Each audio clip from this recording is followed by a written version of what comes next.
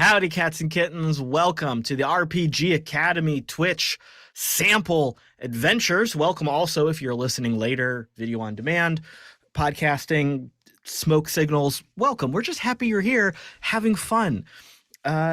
We are going to be playing a game tonight that I think we're all super duper excited for, so we will get to this quickly. I will be introducing everybody. You know, I'm assuming everyone knows me and my voice. You probably don't. I'm everyone's favorite co-host, the Caleb G. Welcome to Sample Adventures. Tonight we are playing Old Gods of Appalachia. I wanted to say it right so no one yells at me. Uh, if you are tuning in later, welcome, and stay tuned for a discussion after the show about how we feel this game worked as a sample of this cipher system adaptation. Is that the right word? Meanwhile, before we get too much into the game itself, let's go around the horn and meet everybody. As for myself, I am on socials at the Caleb G. You can also hear me every Tuesday on the Identico Twitch channel and their videos on demand and podcasting for Chaos Incorporated and Neon Trails. And, if you feel like coming to a gaming convention in Dayton, Ohio, roundabouts November, stay tuned to the RPG Academy tomorrow, because we'll have a big announcement. But let's introduce the rest of our beautiful players tonight. I will start with Kyle. Hello, who are you and what are you doing? Hello, my name's Kyle. I'm going to be playing Jonas, the mystical sage that cures what ails you. I'm a professional DM of about 4 years experience at a board game cafe in Toronto. So if you're local, come see Critical Hit Gaming Lounge. And you can also find me on SPG at Canoe DM. We've got some exciting new games popping up. Cool, thank you. I forgot, I am playing myself. I'm not playing myself. I myself am playing. I'm all so scattered tonight, kids. I'm sorry. It's been a day. I'm playing Sammy, an uncanny sage who serves the green. But let's get away from me and my scattered whatever. Let's throw it to Nikki. Hello, welcome. Who are you and what are you doing? I'm Nikki. This is Oliver, the Green Sheet Conure. And I am playing Eloise Johnson, who is a gracious protector who defends what matters. Wonderful. Welcome to the RPG Academy Sample Adventures. We're happy you are here with us. Keep it going with friend of the show, the voice we're all very familiar with, Michael. Oh, geez, Caleb. Hello, everybody. I'm Michael. You can find me on the socials at LoserMLW. And tonight I'll be playing Monty Tanner. Monty is an industrious explorer who shares the ways and signs. And where else can we find you, handsome man? You can find me on alternate Tuesdays on the Identical channel playing Chaos Inc. with Caleb himself. And you can also find me on the podcast Tubular Teens with Titans, which is a Power Rangers inspired audio drama. And you can find me on Smuggler's Blues on youtube.com/@SmugglersBlues, the continuation of our 7-year Star Wars campaign in stream form. So tall and handsome and so busy. Oh, geez. I'm sorry. I love you so much. I can't help it. But Frankie, hi, welcome. Who are you and what are you doing? Stop me talking, please. Hi, my name is Frankie. I use they, them pronouns. I am playing Bo Owens, he, him, who is a cursed speaker who speaks in tongues. And I am newer to streaming stuff, but you can find me on Instagram at Young Butthead. And I am also with Rook and Rasp doing a Dragon Age RPG with Michael as well. Welcome, welcome, welcome. Welcome to Butt Squad. And let's throw it over to our wonderful game runner for this evening. He's got a lot to say and a lot to do, and I feel like I have set up a very shenanigan and filled game, which is not the case because this is Old Gods of Appalachia and we're all in for a bad time. Brian. Hey everybody, I'm Brian Kurtz. I will be the game master for this game, and I'm really honored to be able to run for these fine folks and to run this very fine game. I have been a fan of the Cypher system for a number of years and have run some other settings in it. I still consider myself an advanced beginner. I'm not an expert game master for any system or of the Cypher, but I am hopefully what small rule errors I may make, I'll make up for in enthusiasm and pure joy. Because joy is what most people think of when they think of Old Gods of Appalachia. No, so for those of you who are not aware, Old Gods of Appalachia is a horror anthology podcast that now is in its third season, and it's really been a runaway success. It tells some linked stories of individuals, mainly from the first half of the 20th century, in various locations in Appalachia, and it's a really wonderful series. It's definitely the kind of thing where it reminds me of the best kind of sitting around a campfire and telling ghost stories and really creeping one another out. And so my hope is that tonight we'll definitely have some jokes. But if we can make our hair stand on end, once or twice, then I will have consider it a major success. So anyway, thank you for the opportunity to run this game for the Sample Adventures. Wonderful. Thank you for stepping up and pulling the crew together and walking us through our prep here. So before we get into things, let's consider this our content warning for the RPG Academy. We do tend to keep things PG-13, but things do get a little wild and spooky sometimes. We will do our best to not go too far down those dark rabbit holes. But Brian, as our game master, you do have some special ways of helping us stay on task and not go too far down. So as we kick this game off, I will turn it back to you for everything. Thanks, Caleb. So to start off the game session, I'd like to go through something that's called CATS. So CATS is an acronym for approaching an RPG that you're preparing to play. It was created by Patrick O'Leary. It's an acronym. It stands for Concept, Aim, Tone, and Subject Matter. And it helps us basically set some basic expectations for what the game's about, what we're going to be doing. So the concept, as I've alluded to, Old Gods of Appalachia is a horror anthology podcast that involves telling stories about the first half of the 20th century, for the most part, in Appalachia. And it is a podcast that has a reverence for the people and culture of the region of Appalachia. And that's something that we will hope comes through in our game tonight. It certainly is something that is built in to the role-playing game itself. Reading through the book, The Old Gods of Appalachia RPG, it very much adheres to trying to understand a little bit more about Appalachian culture and its people, and avoiding things like negative stereotypes or things like that. The aim of our game tonight will be to tell a story with these characters that we've come to know. Hopefully it will feel like a story that has a beginning, a middle, and an end. Our aim as characters, I think, will be to pick some things that are important to the characters in the story and the people.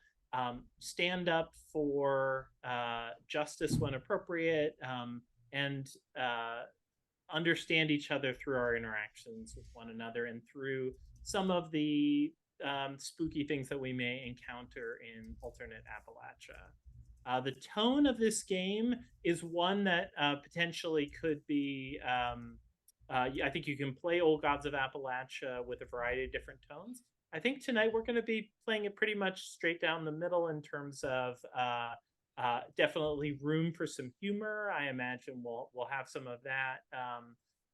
It's not necessary for us to be completely serious and overly sober at all times, but hopefully we will also have some moments that allow us to kind of let some of the spookiness of the that's inherent in the podcast and in the setting come to our table tonight. And then lastly, and this relates to what we've been talking about, the subject matter. So the subject matter of the podcast is definitely horror-based. There's all kinds of horror and suspense that's built into it. It can include things like body horror and potentially harm to all different kinds of individuals. We have already gone through the process of lines and veils, which is a safety tool that we use in order to try to define things that we as players are not going to include in our game at all. Those are the lines. And the things that we might include, but they'll be off screen, and those are veils. The Old Gods of Appalachia RPG actually helpfully has a whole section of the book devoted to safety, including a checklist.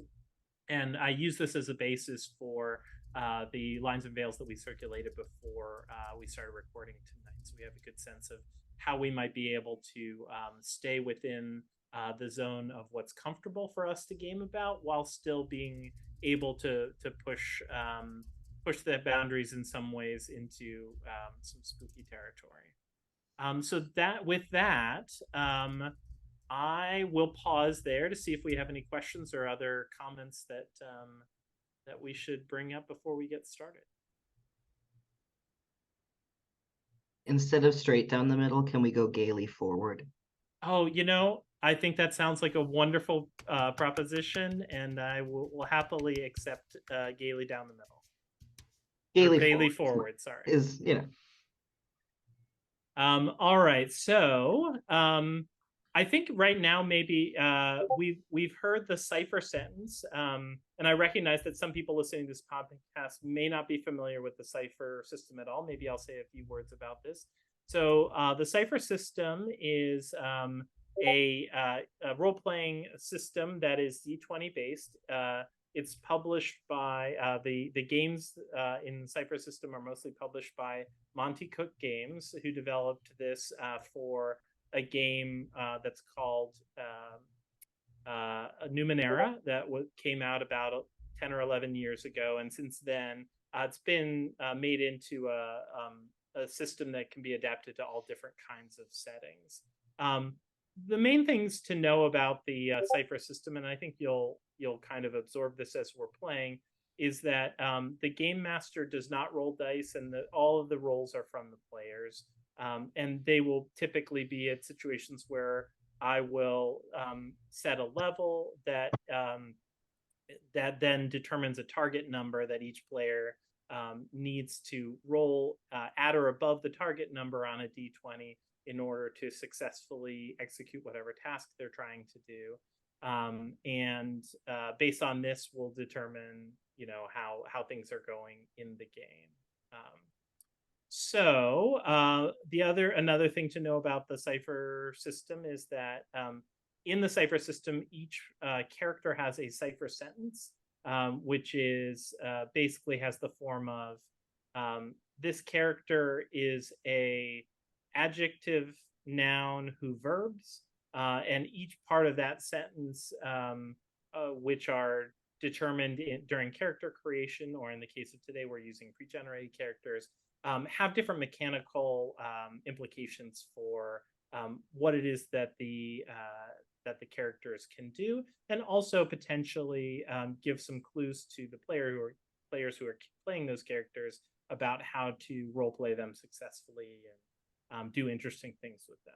So we mentioned them briefly, but I wonder if maybe we could kind of go around and have people say their Cipher sentence again, and if there's anything else that they'd like to say about their character that they think would be helpful for our viewers and listeners. Why don't we go ahead and start? Let's start with Bo Owens. Heyo. So Bo Owens is a cursed speaker who speaks in tongues. Bo is so old. So if you imagine an old man and then he's much older than that. He's like 50. Yeah, probably. But Hey, shut up. he probably was wiry when he was young, and now he just looks like a gnarled old tree. Thinning white hair, clean shaven, so many wrinkles. He is an old man. And do we tell more about them, or is that enough? I think tell me what does he do Yes. for his occupation? Yes, so he is like a fire and brimstone preacher. He is all about like very intense sermons, getting everybody riled up, getting everybody excited. And he has no hidden problems or issues at all that you need to worry about. He's totally fine. Everything's good. He just talks to himself and mutters a lot and writes in a book that no one else is allowed to look at. Cope the character. Next, I'd like to turn to Sammy Kingston. Tell us about Sammy. Yeah, so Sammy is an uncanny sage who serves the green. In his youth, Sammy was taken off to civilization, but then found his way back to the wild under some unfortunate and mysterious circumstances. He's somehow been able to survive out here in the woods through either really great luck or supernatural assistance or both. He just goes by Sammy. He's just that guy out in the woods who's really helpful. He's kind of the guy that you stumble across randomly, and he's exactly there to help you when he needs or when you need. He's a very sweet young man, maybe a little bit too sweet, too innocent. He really likes helping people. He feels that there was part of his family in the past that was devoted to helping people, and maybe he was taken away from that for good or ill. He's not sure yet, but he really wants to understand what happens and get back to taking care of people. He's young, sharp-looking, 5 o'clock shadow, kind of a heavier mustache, sharp jaw lines, real raggedy, I've been living in the woods for a long time and don't know what scissors are kind of hair. Not a cowboy hat, but just a big old fashioned wide brim hat. There's a name. I don't know what it is. I looked it up and then I forgot it. He's just a cool dude. He wants to hang out and talk about, whatever, maybe wild supernatural beings. Excellent. And in the world of Old Gods of Appalachia, the RPG, Sage, which is the type of character that Sammy is, are more attuned to the magical world and are more capable of sort of wielding some of its forces. So with that, let's go to our other Sage, Jonas Cunningham. So Jonas Cunningham is a mystical sage who cures what ails you. He's the healer of the group. It's his task to try to keep all the rest of these folks alive, and he will fail. He's in his early 30s. He's lived in a cabin deep enough in the woods to be away from town, but not so deep that you have to cross 3 rivers and a mountain stream in order to get to it. Raised by his grandmother, who was the area medicine woman, mostly with the contents of her still. Basically, if she couldn't dose you with it, disinfect you with it, or club you over the head with the bottle with it, you probably didn't need her aid. But he's learned a lot about the natural world in the woods, and he is able to make poultices and compresses and compounds and stuff that you really don't want to ask the ingredients about. And yeah, it'll get you back up on your feet. Thank goodness. Also, he's tall, he's wiry and thin. If he had about another 200 pounds added to him, he'd look like one of the cast of Sons of Anarchy. He's got like long, blondish brown hair, a wiry beard, and Ken, if you're watching this one's for you. He's got big, strong hands. Yeah, very shy among people. He's much more at home with animals and particularly plants. Very good. I would love to hear about Eloise Johnson. Eloise is a gracious protector who defends what matters. She was the firstborn of 8 girls, and she always had to take care of her sisters, so helping and protecting people comes naturally to her. She is strong-willed and soft-spoken because Ma and Pa raised her right, and so she minds her manners as long as you're civilized now. Excellent. All right, and not last but not least, Monty Tanner. Oh, well, Monta grew up on the mountain, bit of mama's boy. Never had another kin. Mama used to take me on walks to talk to the forest. She said the forest talked back to her, and I seen it once or twice. I find it fascinating. So now I live out in the woods, live out in the wild, off the land. I do pretty good. I ain't missed a meal in a while. Big boy. Mom and dad raised him big, and beard. I wear my furs, my skins. I'll try not to get in too much trouble. I'll try. And Monty is an industrious explorer who shares the ways and signs. Excellent. Excellent. This is good. Yes. Accents are totally optional, but highly encouraged. You might hear me once or twice, but I won't be able to do it with quite that skill. So, but in any case, I applause for sure. I want to call this out real quick, if you don't mind, Brian, because it's Please. something we're laughing about in the background. I keep seeing Oliver, Nikki, and thinking it's like a braid, or thinking that your bird is like a ponytail or something. It's catching me every single time I look up. I'm like, wow, Nikki's hair is like, that's a bird. That's great. Oh, Oliver's okay. perfect. Oliver's perfect. Thank you. All right. So I would like for us to start this adventure. It is night. It is the woods of western Virginia, pretty close to the Kentucky line. And our party is out investigating.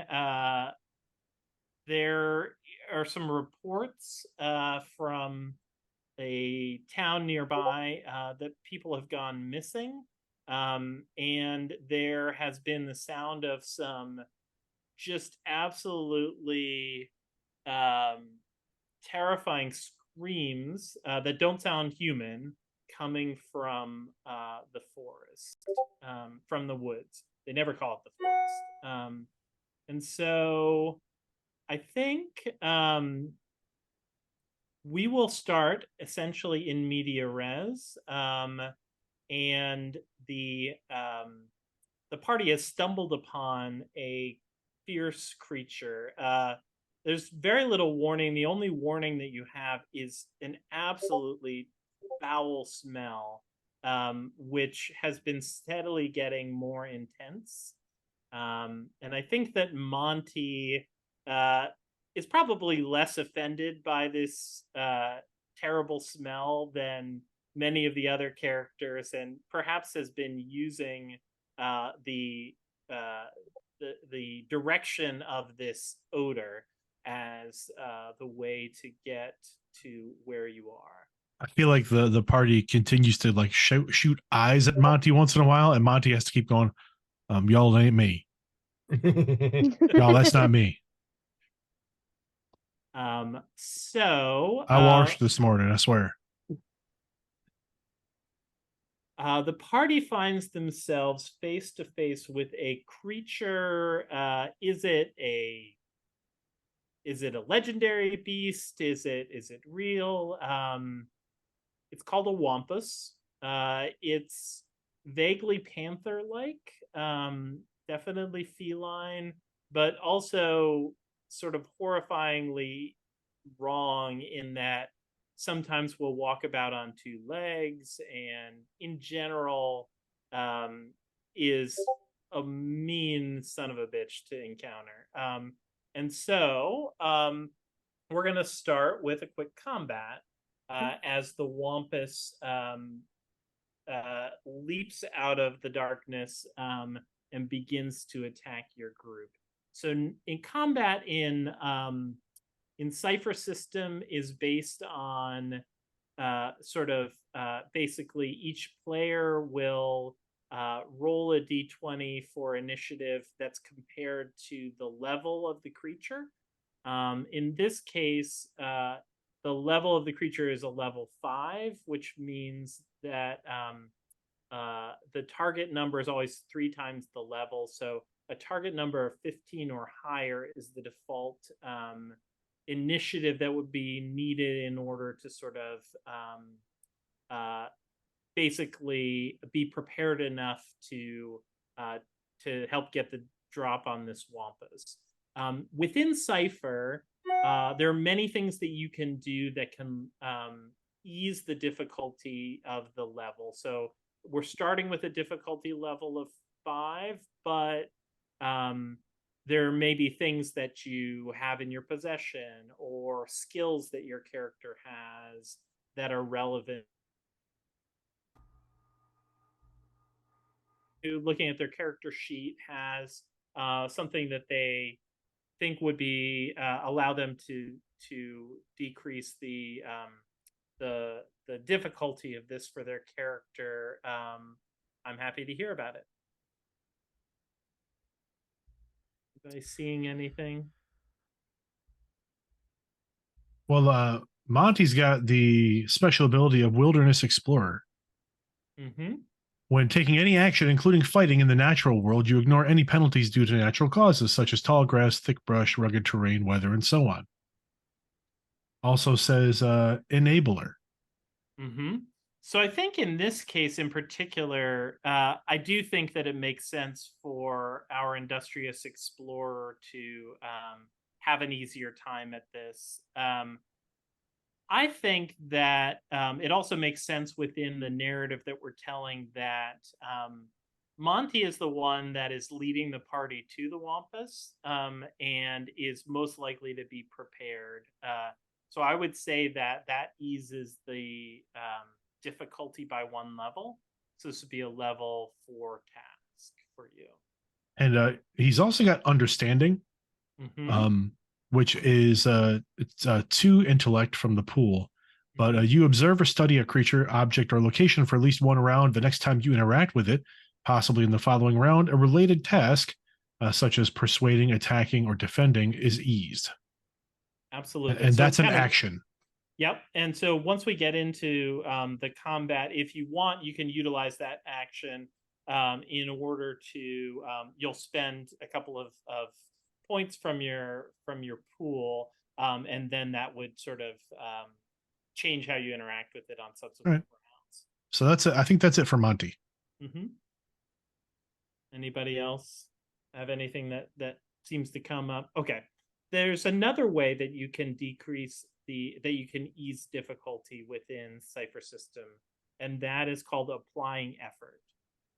And so in that case, you spend points out of your pool.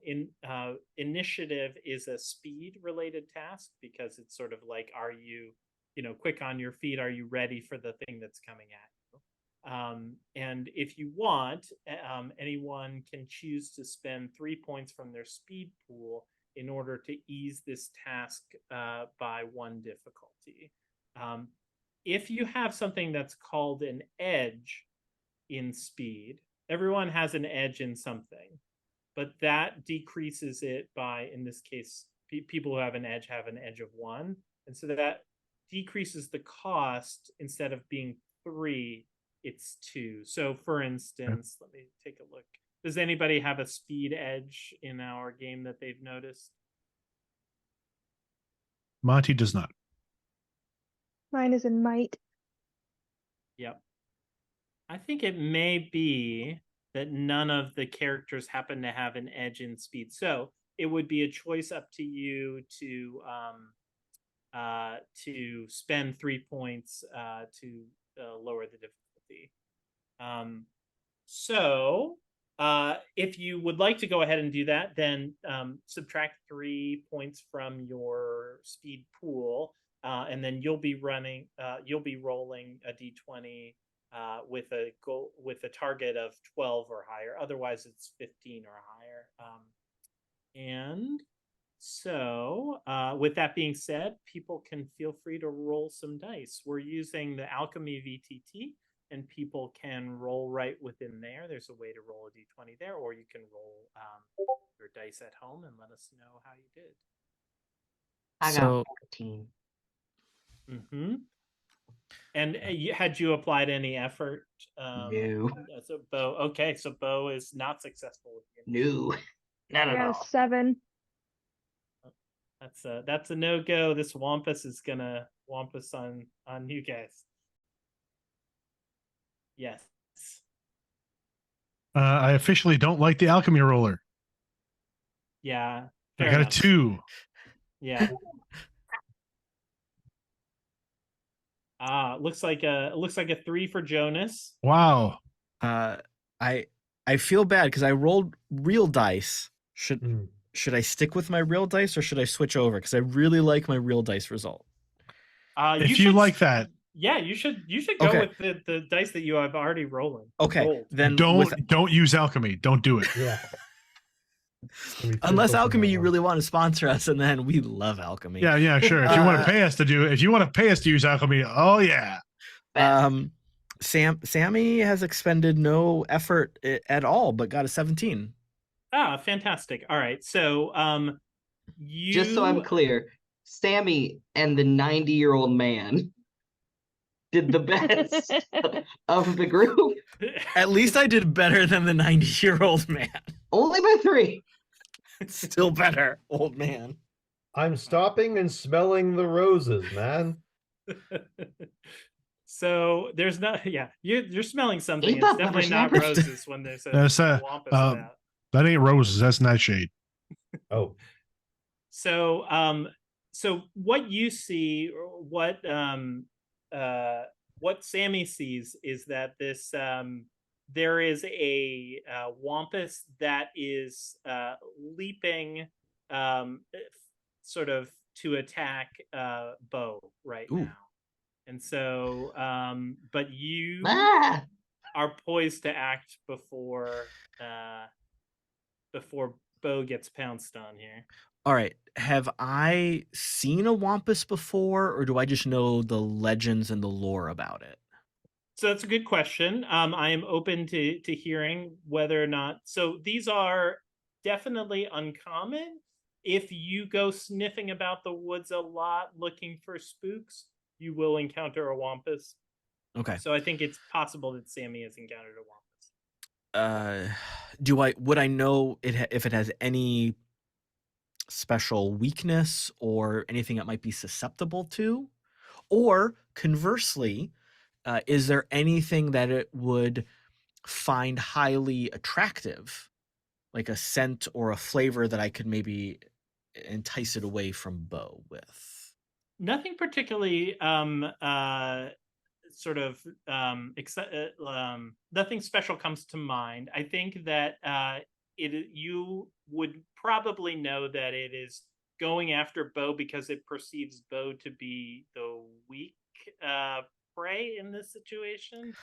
I didn't want to bring him. That's why I didn't want to bring him. I told y'all not to bring him. Here we are. I think that a Wampus respects force and can be scared away potentially.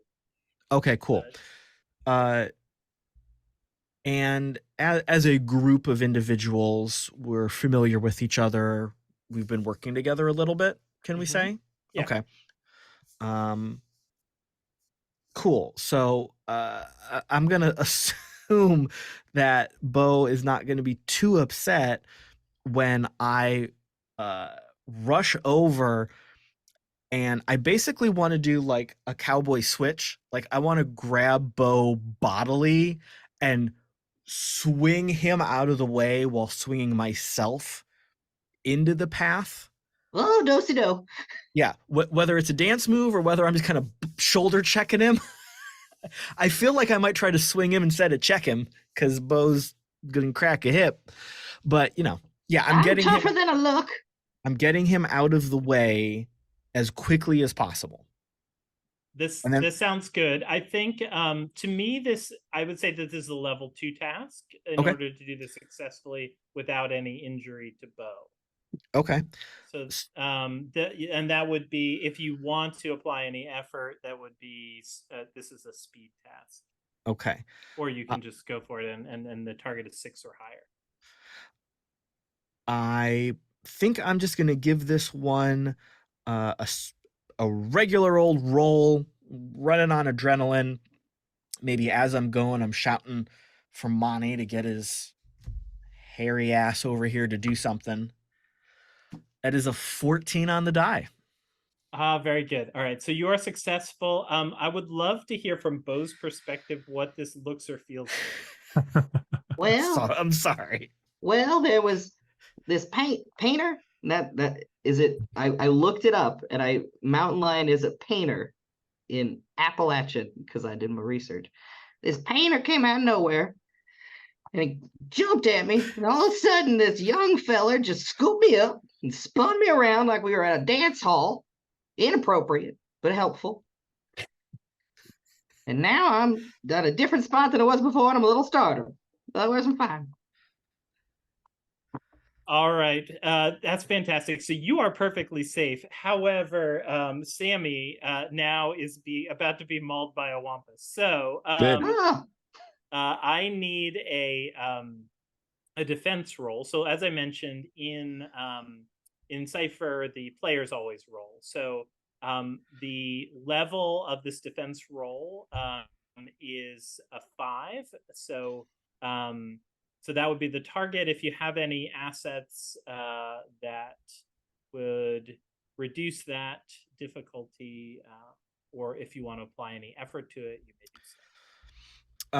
No, I don't think I have an asset that works right now. I'm not going to apply any effort. I do have armor from my connection with the supernatural world. I assume that's going to help when I fail this roll and get clobbered. Yes, exactly. And so this is a good chance to say what armor does in Cypher. So armor essentially soaks some damage that you would otherwise get, and so it reduces, if your armor is 1, it reduces by 1 the amount of damage you would otherwise receive. And this is wonderful because in true Caleb fashion, I rolled a 3. After some nice big bravado, I got a 3. Oh dear. Well, so I think you have expended a lot of effort to set the scene so that you could be right in the way of this wampus, and congratulations, you have wildly succeeded. Yeah! The wampus's claws tear into what is your armor? 1. It's but it's from like a jacket I'm of some sorry. kind, or... No, this is magic. That's wrap. right. It's a magical. I forgot. It's The magic of the world wraps around me like a blanket. I have an energy shield. It's all cozy. So I think that basically there is a massive scratch that you've sustained to your shoulder. Ow! And so this would be a damage of 5. In this case, your armor of 1 reduces that to a 4. So the way that sort of this would work in the Cypher system is that you reduce your might pool by that number. Okay. And eventually, if your might pool gets to 0, you move down a sort of a disability track, and you would other stats of yours are endangered as well. But for now, you just subtract points from your might pool. How much damage did he take? 4. 4. I have altruistic, which I can intercede and take 1 point of damage myself to reduce the damage inflicted by 1 point. That sounds fantastic, and I would love to hear what that looks like in this battle. So he grabs Bo and shoves him out of the way, and I basically jump in front of him, and I don't get the full claws, but like part of the claws. I think I'm like my shoulder is in front of him kind of. And so the claws kind of rake across him and then rake across my shoulder a little bit. Oh, fantastic. Yeah. So the Wampus has never seen its prey act like this before. Usually anything that it's hunting, if they get a sense that like they aren't the ones right in the target, the crosshairs, they scatter and leave. And in this case, there's you guys have stepped up to protect one another, so the Wampus is confused. But you know, gets some mild scratches in, but really has done very little. So it sounds like Eloise has now taken one point of damage. Is that right? Yes. To her might. Okay. And that comes out of my pool, not my out of score. Yes, okay. Exactly. Yes, that score is always like your max, and when you heal, like, and we can talk about that, like it'll go back up to that and so forth. So I feel like it is important to point out that I actually have 1 more point of might than Sammy. Mm-hmm. So you protected me. Look. But I could have technically took it. I'm trying to help. You're doing great. Write it in your book. Shush. I feel like very nice, young man. I feel like Bo would have something to say about sort of like the, you know, the might of you know, of Sammy's sort of, you know, witchcraft is nothing compared to the almighty might of the Lord protector. Is Bo more focused on that, or the fact that Eloise just jumped in the way and now there's this big old pile of limbs tussled up on the ground? Eloise knows what she's doing. She's fine. The girl's tough. All right, I was just trying to help. What's Jonas up to now? All right, so I'm torn because I don't even have a belt knife. I don't have any offensive, but I do have no, I think I'm going to use a perfect remedy on Monty. Can I do that during combat, or is that like an after combat thing? Monty's not injured. Sorry. I mean Sammy. Well, so Sammy's injuries that he almost took were pretty well mitigated by Eloise's heroic efforts. So I would say there's not much that you need to heal right now, if you don't want to. You might want to be holding on to that for just a spell. That's fair. No, I just 4 damage at this level sounded real problematic. So, or 3 or 2. So I'm going to take my second chance then, and I have a cipher for beast shape. Oh, yeah. So I'll say a quick word about ciphers. Within the cipher system, ciphers are basically magical boons, usually from an item that are sort of a one-use item. And in the spirit of the cipher system, it's really meant for people to try to use these cool one-off powers that they may get from a cipher, so that it always keeps things fresh and new in the story. And so and it's meant for people to try to use up their ciphers too, so that they'll be able to get new ones. There is a limit to how many ciphers you can hold at a time. So using one now is great, because if you're successful in this battle, assuming that you don't all perish, there may be some ciphers that you could pick up. So tell us, can you read us the about that cipher?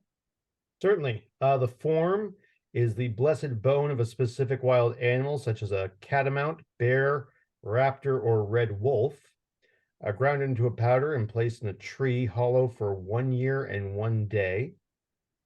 I ingest the powder to transform into the specific animal that the bone is made from, and I gain that animal's type of movement, swimming, flying, so on, and 2 assets on tasks to pretend to be that animal. I also gain an asset on 1 skill appropriate to my animal form, such as jumping, stealth, climbing, perception, or swimming. You can use all of my abilities that don't rely specifically on your normal form. For example, I can't use a knife or pistol because wolves don't have hands. After an hour, you return to your normal form. So it's not listed specifically, but I assume if I turn into something with teeth and claws, I can fight. It is, but because I'm the GM, I'm going to interrupt. No. There. Say, How dare you? you won't be turning into something with teeth, but you will be turning into something with claws and a beak. Because in honor of Oliver, I would say that you have to pick something avian. Is what this cipher represents. So you can interpret that however you like. Okay. Eagles are huge. Chicken. They are. Turkey. Oh, Wait, you say seagulls are huge? Eagles, like bald eagles, they have a wingspan of like 6 or 7 feet. I was kidding about the seagull thing. Oh. turkey. I want to fly the flag and turn into a Canadian goose and just wreck this thing's day. Yes. Do it. But no, I will turn into the form of an eagle. Yes, a bald eagle. One of the larger birds, because I think anything bigger just is not native to the area. So just a great big raptor beaked, taloned, 8-9 foot wingspan, just giant eagle, just poof.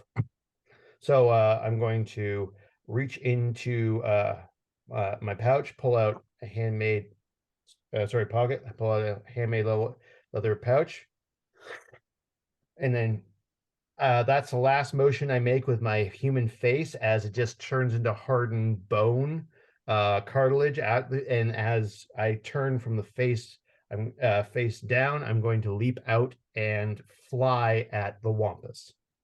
This is fantastic. I love that. And thank you for just describing it so well. So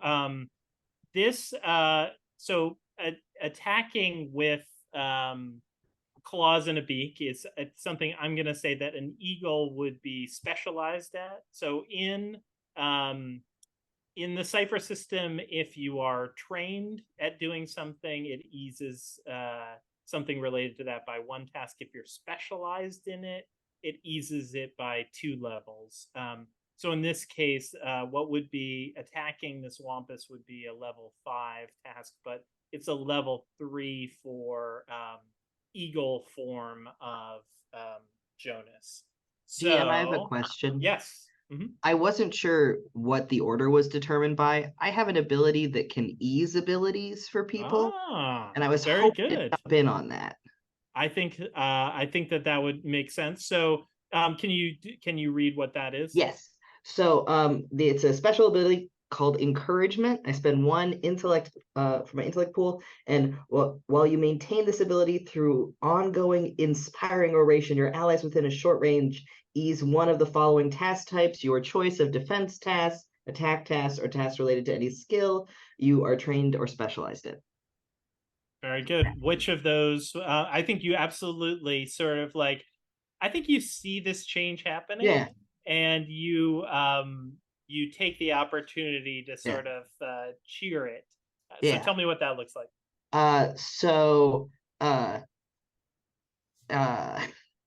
Bo whips out a book that looks like a Bible, but is actually his little notebook, and starts and he took the form of an eagle, and he brought justice down from on high. And I'm going to ease attack tasks. That sounds great. And All I right, think that goes to all my allies, not just Yeah, that will go for the remainder of this combat. So I'm just talking about the entire time. And you will fight with the determination of our forefathers. That sounds So I fantastic. am now Shazam the Eagle. This is great. Oh, nice. Nice. A flag appears out of Good. nowhere and waves behind. Yeah. Good. Oh. All All right. right, so this is a level 2 task now. Level 2. So Yeah. I need math. You need a 6. 6 or higher. Ooh. Ooh, Hardship. 13. Successful. Yeah. So sounds like you're gonna rip into the flesh of this wampus. Can you describe it a little bit? I'll remember later that it tasted like red. As I reach in, I let the eagle's instincts take over, because the form has its own mind that allows it to fly. Because if it was left up to the human Jonas, I would be flapping my arms and trying to attack with my toes. That's not conducive. But instead, the eagle is going to act like the wampus is after its nest, and it is going to go full sparrowhawk mode.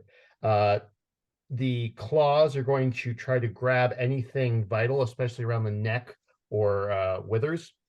And I'm going to try to peck its eyes out at the same time. Ooh. Full on, no mercy, get out of my territory. You know, I have to go vomit in these people's mouths later, kind of deal. Like I am a proud mama. Got it. The females are bigger than the males. Yep. Yeah. It's a And I am massive. Yeah. Very good. So I'm gonna say that basically the this attack is like using a heavy weapon, which in the cipher system here, it typically sort of confers 6 points of damage. In this Oof. case, the Wampus has an armor of 1, so it's going to be 5 points of damage. So this Wampus is definitely injured, although it's not taken out, and you did not peck out its eyes. But you made it angry for sure, and it has never seen anything like the 5 of you. I think it's fair to say. And the Lord shall smite you. I think there's still Monty to go.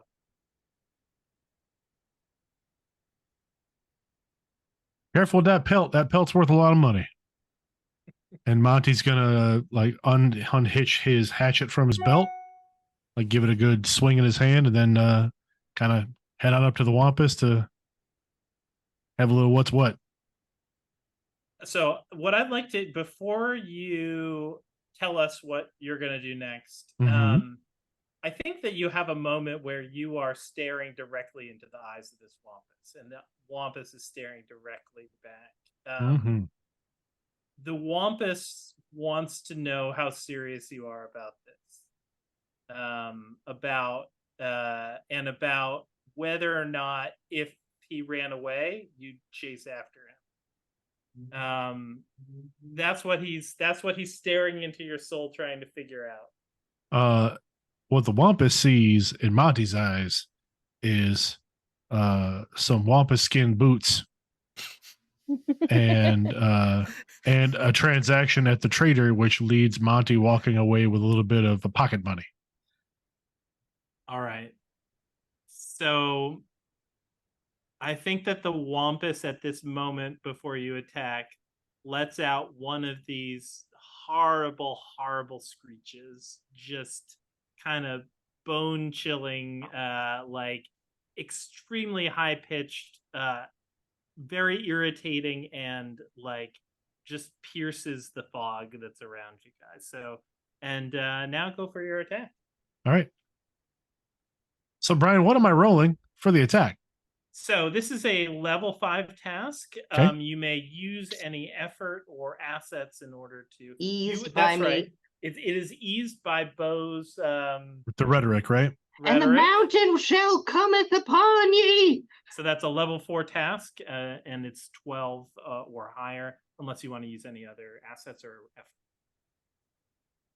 Okay. I don't know that I have any other assets I want to use. I will note that because Sammy and Monty have worked together several times in the past, Monty gains a +1 on die rolls when you're fighting the same foe.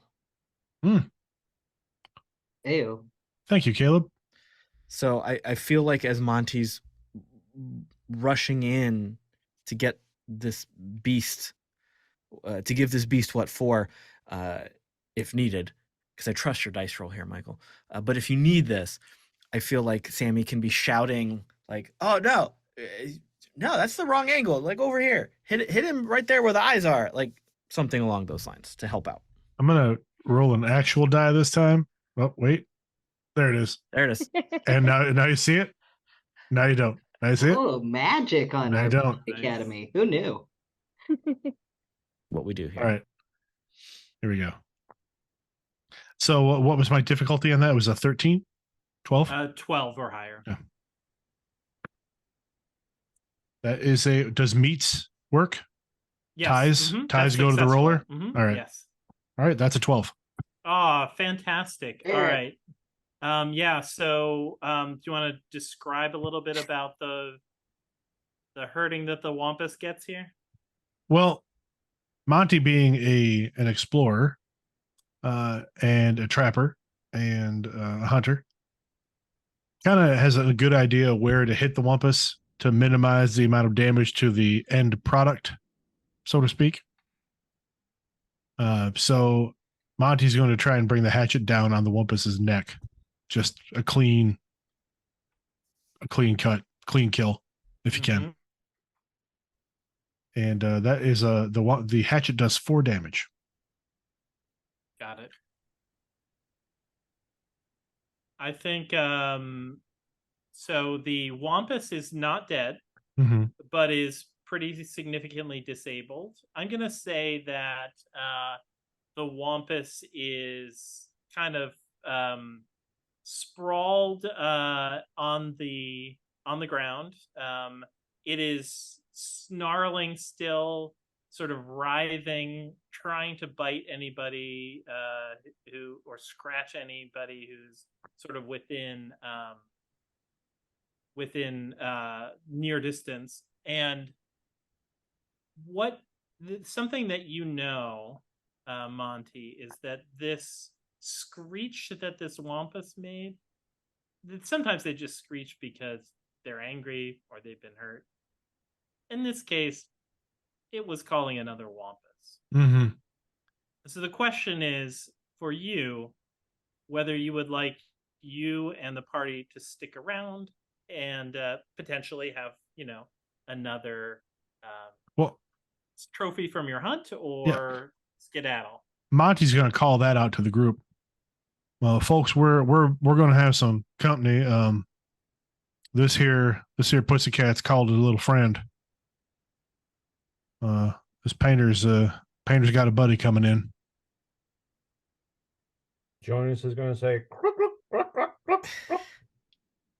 because apparently eagles don't actually make that scream. That's a red-tailed hawk. Thanks, Animorphs. Lies! I've been told lies my whole life. Yep. Every time you hear it, that is a hawk. So yeah, I'm just going to make very angry clucking sounds because I will go with the group. If this thing runs away, I'll be quite happy with that. I mean, at this point, Monty's going to end this one because it's the humane thing to do. You don't leave a kill. You don't let a wounded animal run off. I don't feel like we need to fight 2 of them. One seems really good. Well, do we know what riled him up? Hold on before you can. Hold on. Like I'm trying. Wait. Now, Sammy, you're gonna try and talk. You're gonna try and have a conversation with them. You're gonna try and talk to it. I want to know why they were out here. If we just kill them, it's not going to stop the problem. Well, I'll tell you what. You got just a few seconds before I drive this blade down here and end this Wampus. So I'm gonna pick up a rock and like throw it into the woods the opposite direction. Oh, look, there's the other wampus. And come and try to talk to this half dead wampus. Okay, I feel like Monty sees you do that. Oh, I wasn't even trying to hide. Yeah, like, no. I was just blatantly. Monty sees that and like hears that and then just sits there quietly waiting for you to finish your shenanigans. Yeah. Stay tuned for Caleb's forthcoming Kickstarter of a solo RPG called The Wampus Whisperer. You just talked to Wampus. Ooh, Hold on, I need to write that down. that was important. Since I am using the eagle's instincts, I don't think I would have noticed that was a rock. I might go investigate that. Actually, I'm sorry. I'm not sure how that works in Cypher. Joan is now out. Sammy, you see what you did, Sammy? You see what you did, right? I didn't go done make that man turn into a bird. That's on him. Eloise, would you make sure that Jonas doesn't get Eloise another follows. wampus? Thanks. So Kyle, can I actually have you? I would like to have you roll a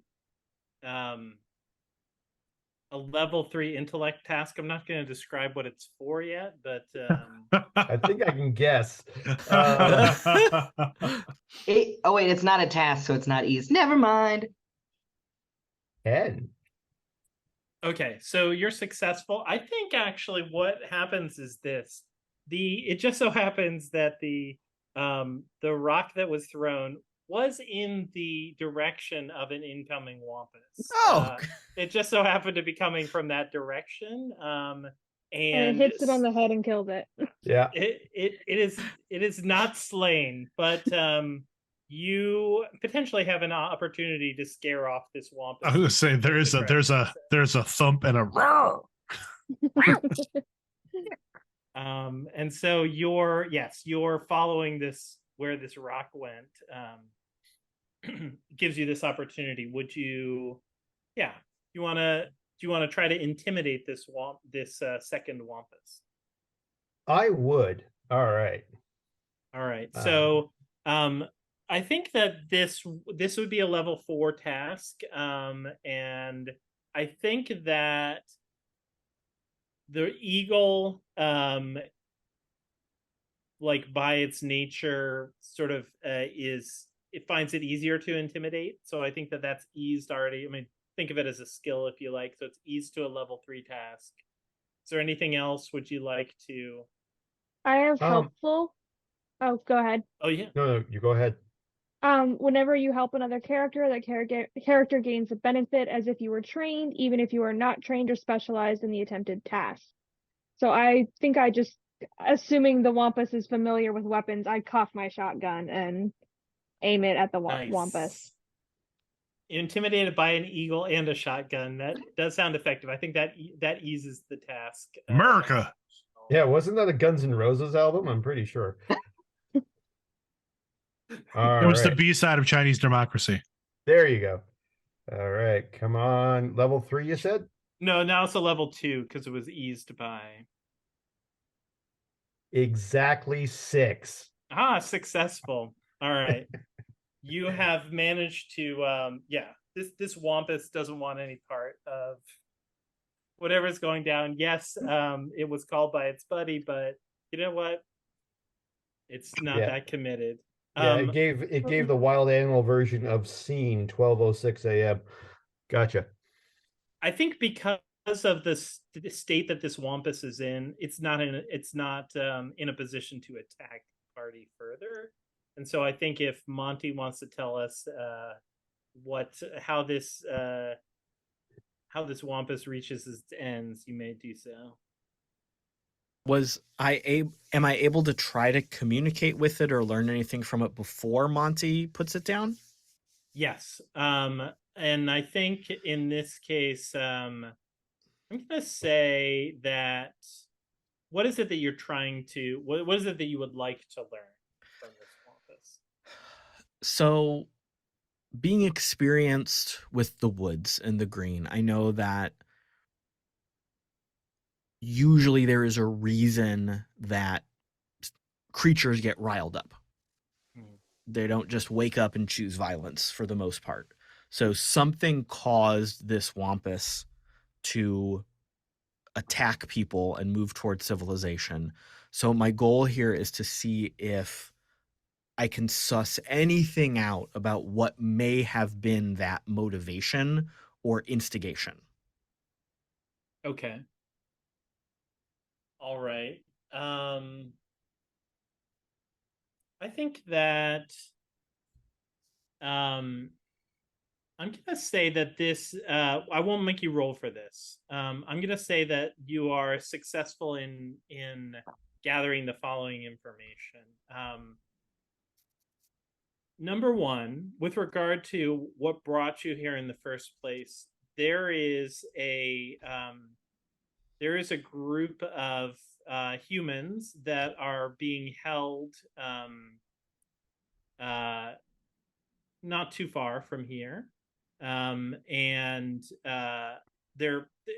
I think the Wampus doesn't really understand humans and why they do what they do, but essentially knows that these humans are imprisoned, has heard their cries for help, and has wondered if any of them might be sort of easy pickings for, prey, but has thus far not determined how it could stealthily do this. So it has not attacked any humans yet.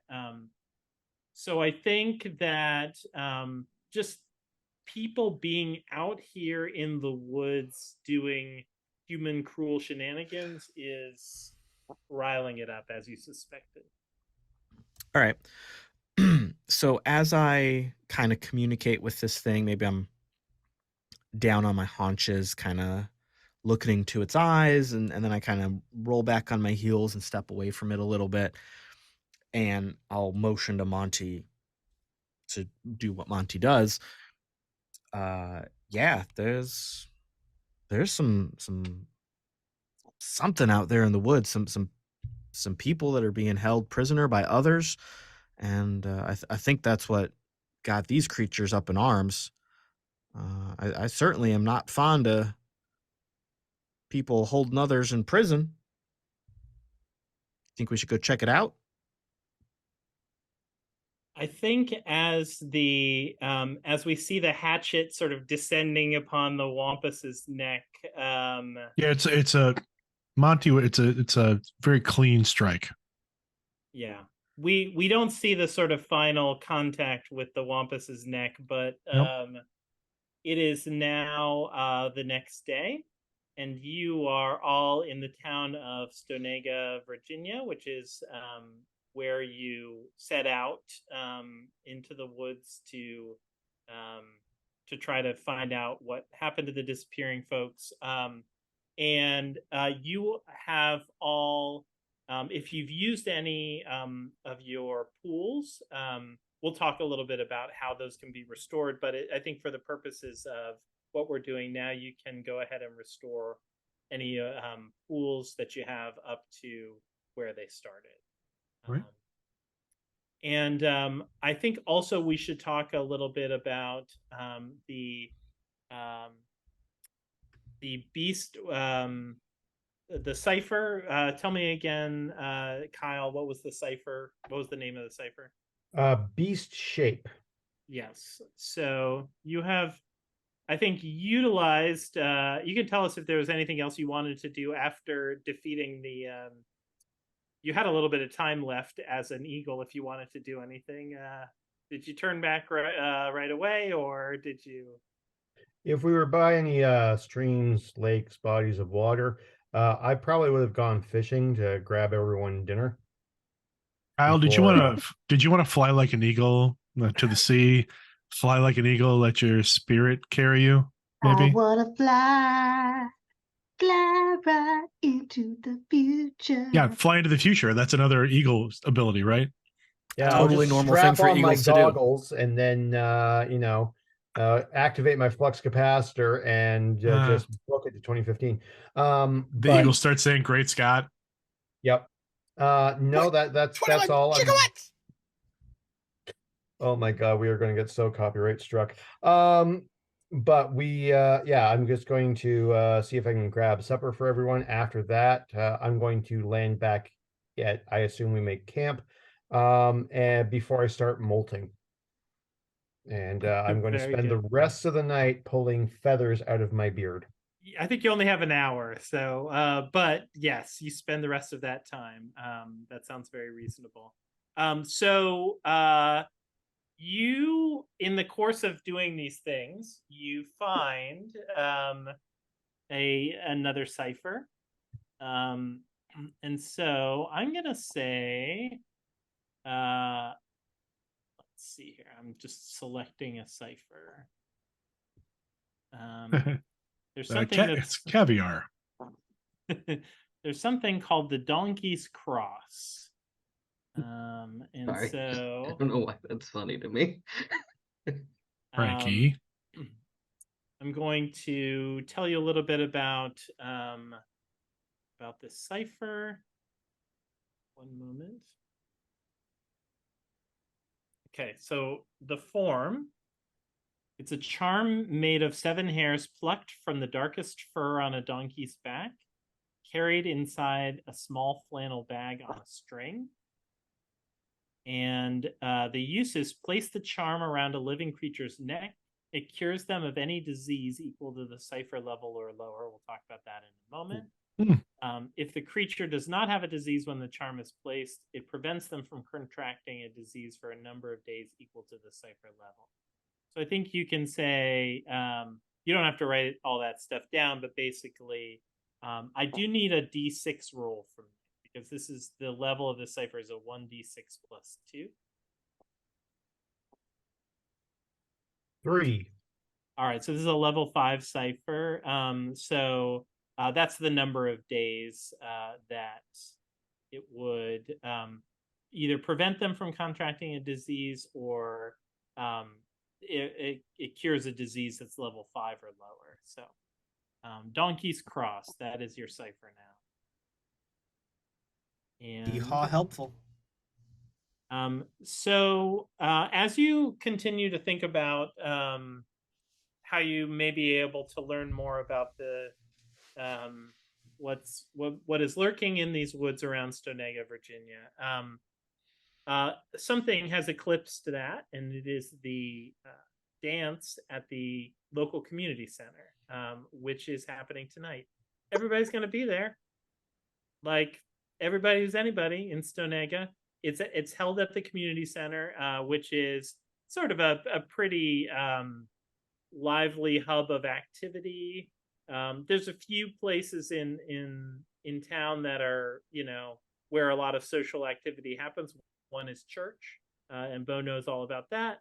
But in this case, this is a different kind of community activity and fun. And so that there's going to be a great band that's there. The band is known as Fiddlin' Opaline and the Shape Notes is the name of the band that will be there. Looks to be a good time. And you can talk with some folks and so forth. So that is where you are headed this evening. Let me make a change in alchemy because you're no longer facing a wampus. Let's see.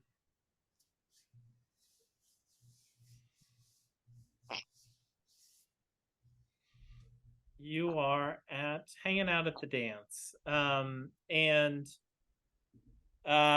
I think for now we've got it's before the dance is starting. There's the musicians are setting up, people are socializing, excited to listen to the music, do some dancing. Eloise has brought all 7 of her sisters. Oh, fantastic. The youngest of whom is 7 years old. Solid. Wow. I want to introduce you to some of the folks who are going to be at the dance. So I'm putting some handouts in here in alchemy. One you should be able to see is Opaline herself, headliner of the shape notes, and then adding a few more.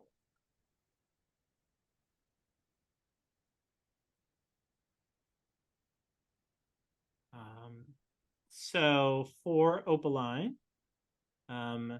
she's the leader of Stonega's beloved local band, and she's got the fastest hands and the sassiest tunes this side of the West Virginia line. She grew up in these parts. Her ma runs the general store around here. Okay, next we've got Effie. So this is Florence Effie Thomas. She's a tall, strong woman with the long black braids. She's got the world's best apple stack cake recipe and perhaps a too intimate knowledge of everyone's goings on. She's also got a voice that would make you weep. She's the singer for the shape notes. Next one. And what I will be doing is essentially asking each of you to sort of, pick one of these NPCs that your character might like to interact with in the stance. Next is Aurelia Norman. Aurelia doesn't like most people half as well as she likes animals. You'll usually find her dressed in pants and a flannel shirt. She's got a no-nonsense air that might put someone off, but all that goes away on the dance floor. She moves like one of those wild creatures she loves so much.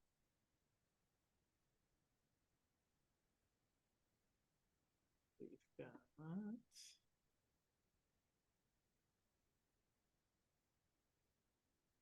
Odessa Miss Windburn Malloy, and known to most people as Miss Odessa. You can call her Miss Odessa like everyone else in these parts. She's everyone's granny and no one's sweetheart, and that's just fine by her. You need fixing, cursing, or general magic making, you come right to her and she'll fix you up. We've also got Gaines Cormy. Share him with you.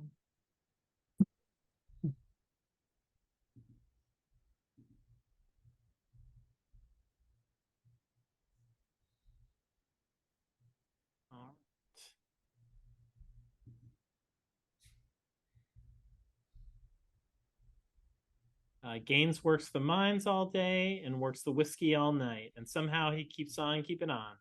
Maybe it's his wicked sense of humor, his two wild teenage boys, or his curious nature that sustains him. Whatever it is, you need a strong arm to pick you up, a dancer to lead you, or a hearty laugh to lighten your day. He's your man.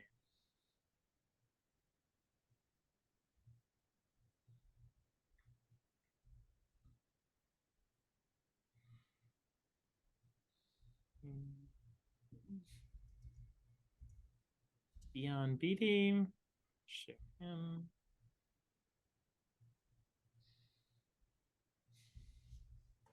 I imagine during this that,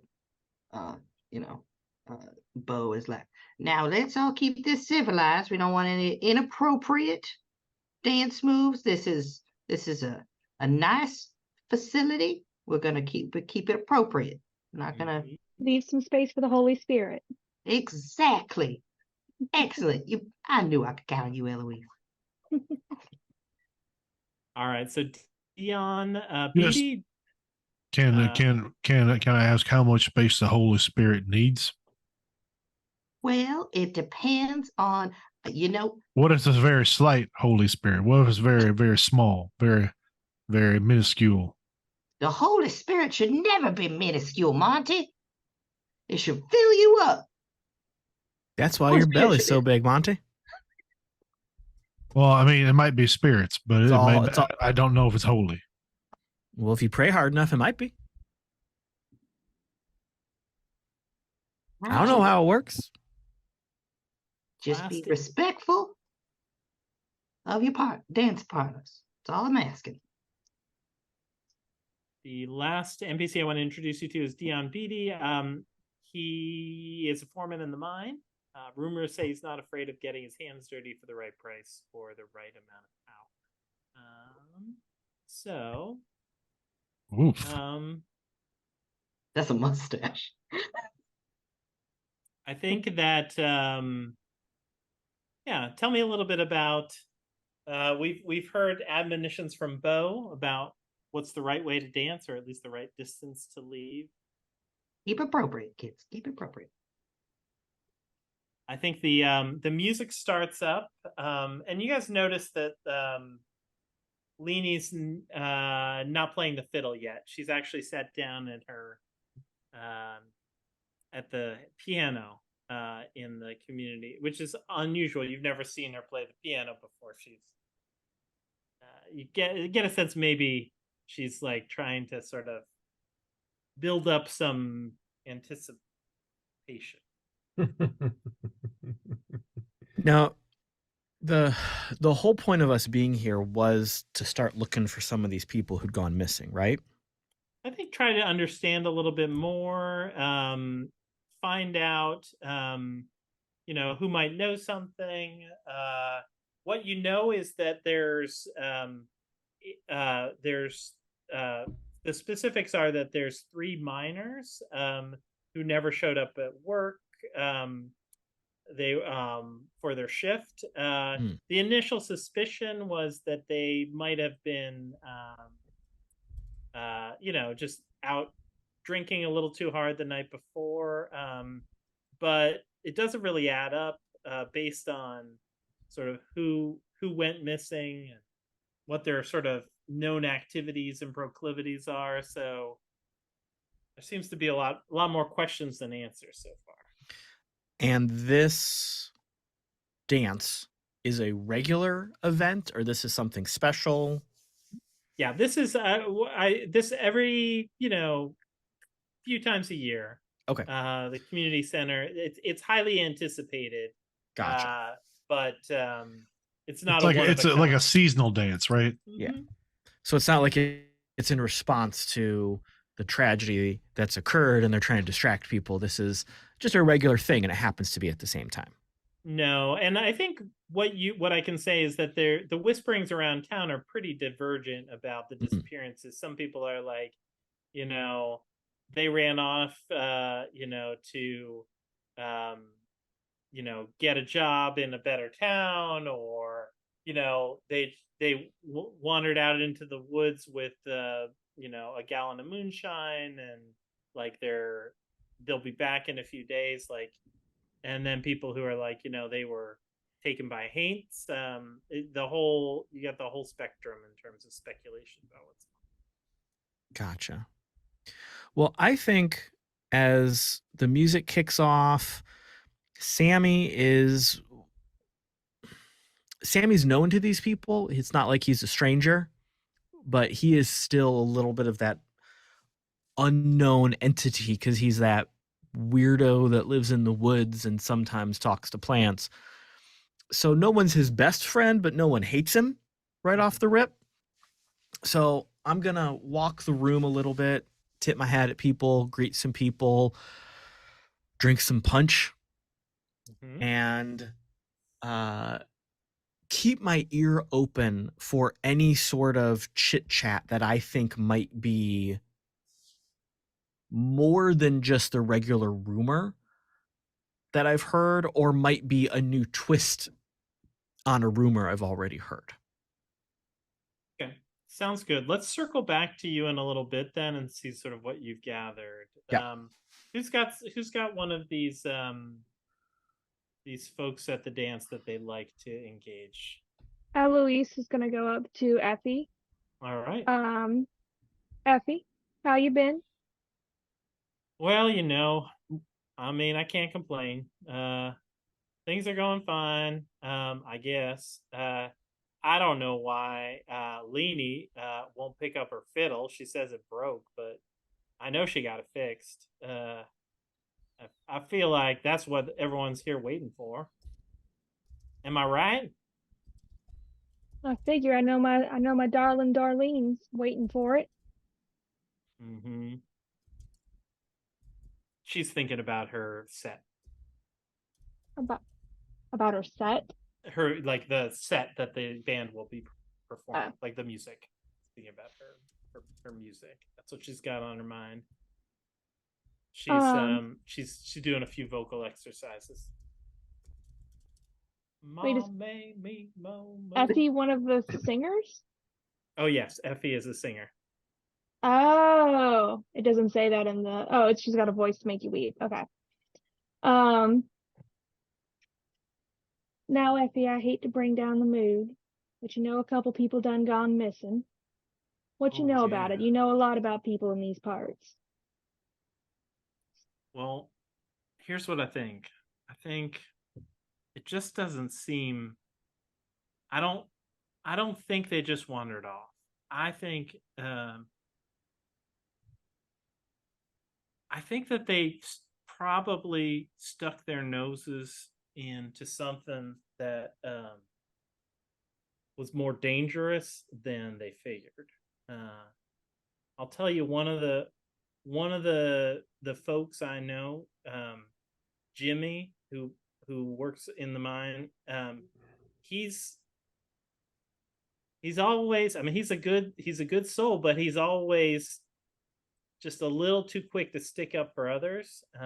So I could see him, if he thought that there was something amiss, he might stick his nose in. But I don't know more than that. I think it doesn't add up, 3 people going missing at once, don't show up on the line.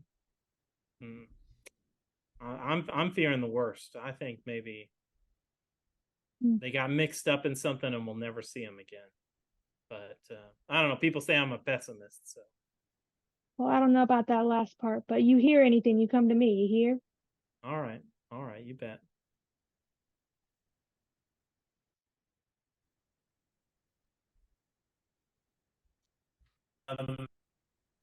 Maybe too much for their own good. That could be you too, darling. You know that, right? You cut out for a second there. I missed the first half of that sentence. You know what I said about sticking up for people a little too much, maybe in a dangerous way? Like, I worry about that for you too, darling. Well, I hear you, hon, but I am the way God made me. Amen to that. Yeah. I would love to talk to Odessa. You bet. So Bo kind of shuffles over to it. Oh, and I imagine they know each other just because yes. they're both old as dirt and nobody else is. Yeah, they are both figures in the town of Stonega. Now, how does Odessa feel about Bo is my question. I think that Odessa thinks that Bo talks too much. Yeah, that's fair. Bo and I have that in common. Odessa, lovely to see you, dear. How you doing? Bo Owens, well, if one of my oldest friends. Good to see you again. Lovely to see you too. It's so fun to watch all these young folks hopping around, isn't it? Yeah, it does my heart wonders. Yeah. And something I haven't done a good job of highlighting, but like it's very normal for in a conversation for Bo to just kind of gaze off and kind of become unfocused, and then kind of will that apologies. You know that we're my group's in town trying to figure out what happened to those young men, the miners. I was curious because you know everybody, and anybody who has half a brain is going to come to you when they need help. I was wondering if you knew anything we hadn't heard yet. I got real Southern there, sorry. No, she looks at you, and she usually she kind of banters with you, but she looks at you and is trying to get a sense of like if you're serious, like you're really looking into this. So I think you can tell that she's kind of giving you the once over to figure out how serious you are about this. Do my voices give me any insight to her? Good question. I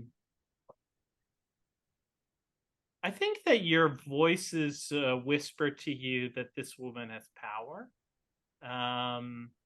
But I think you already kind of know that. Yeah. Okay. One of your voices that sounds like Sammy is, I bet she's hungry. Get her a sandwich. Thank you. So the reason I ask is sometimes, so one of the skills I have is sometimes the voices whisper you, telling you the secrets of others, giving you a sense of how they think, what they dream of, and what they fear. You're trained in one of the following tests: persuasion, deception, intimidation, or detecting falsehoods. Enabler. I don't know if that will give me any sort of edge in this situation. I think so. So it's not necessarily an adversarial situation here. Yeah. What she really wants, she's like fixing her gaze on you, is she wants to understand whether if she gives you some info, if you're gonna, then, just like wander off and like leave her alone. Well, no, mainly like, are you Also that. Are you looking to do something about this if she And if she tells can you I what pick she- up on that? I think so. I think you guys have known each other a long time. So Odessa, I know that sometimes you think I'm a little odd, maybe unreliable, and I understand. Sometimes the angels talk to me, and sometimes you just get distracted listening to them. I promise you, though, we're taking this very serious. Eloise is with me, Monty, Sammy, Jonas, all those very capable young people. And I was really, I promise you, I'm taking this serious. she considers this for a second and she says, all right, Bo. Well, I can't say rightly how I know all this, but it seems to me by the reading the signs, or maybe you'd probably say through prayer, Messages from the Lord. Yeah, that there's something not right in the woods all around Stonega lately. I don't know if you've noticed anything else too, but we ran into I believe it's a painter I hadn't seen before, a wampus. That's what I mean. That's the kind of thing. But it's worse than a wampus. I don't know exactly. Worse than a wampus. Worse than a wampus. Yeah. I mean, you've seen a wampus and you came back here and we're still talking. Man. But I think protection for the Lord. I think what's going on is worse than a wampus. And the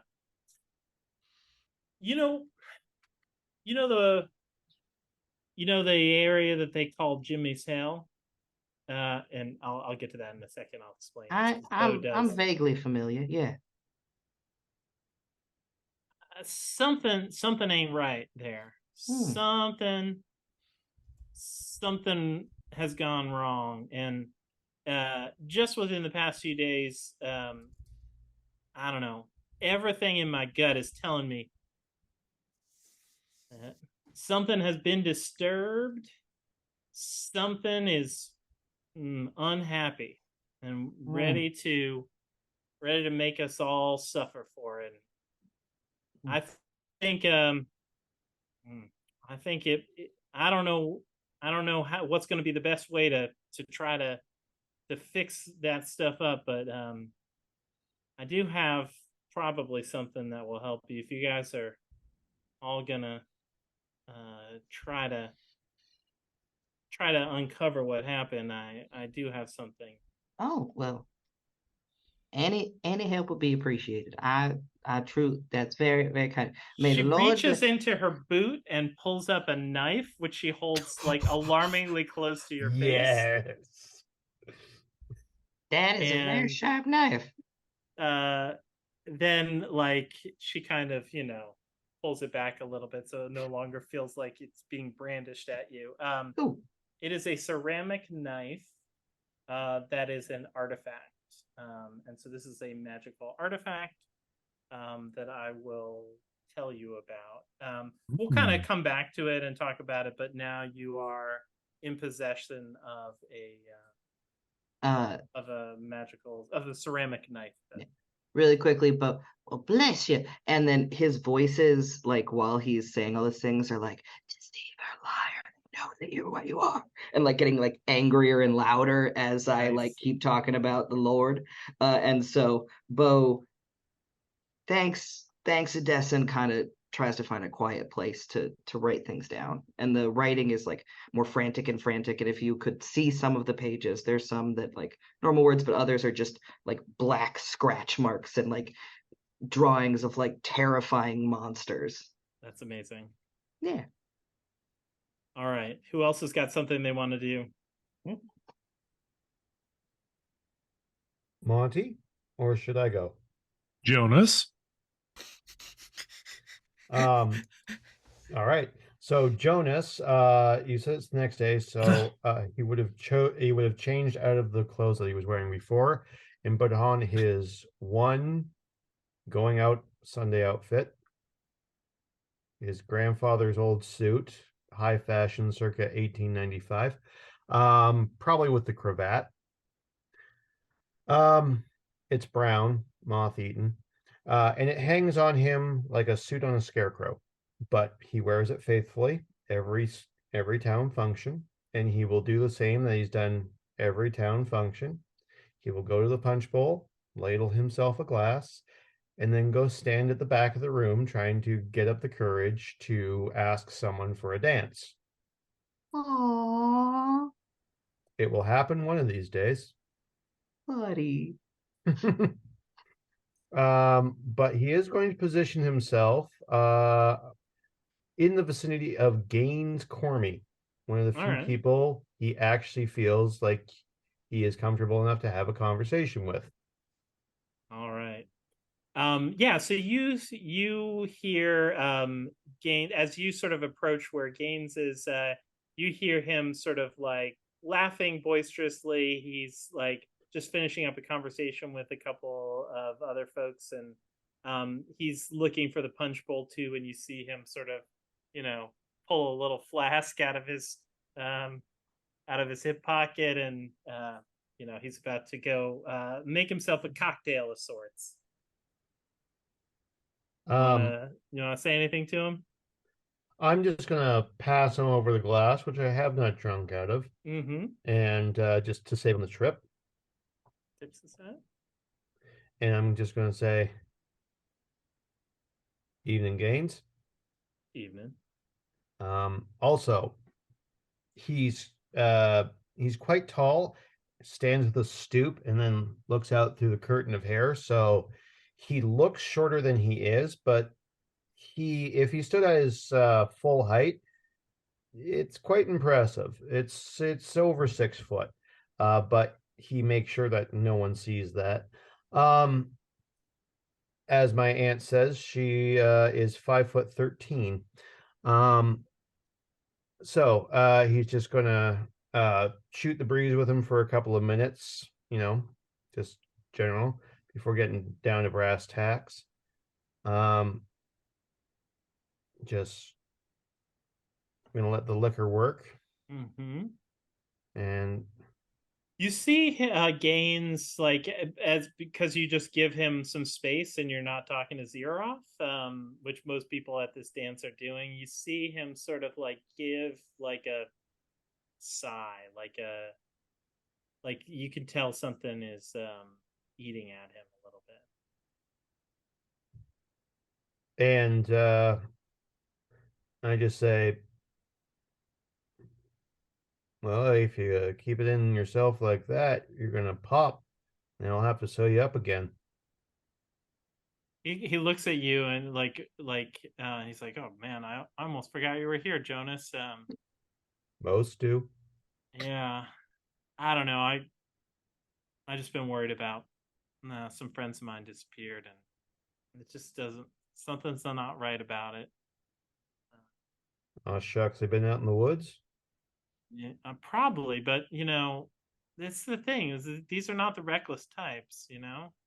Not the you know, not the types that would go off and well, have a frolic in the woods. This is more like if they're gonna go out there, they probably go prepared. Not get into a dangerous spot. So I don't know what to make of it. I really don't, but I'm worried. I'm worried. How long have they been gone? About 3 days now. At first, we just assumed that they were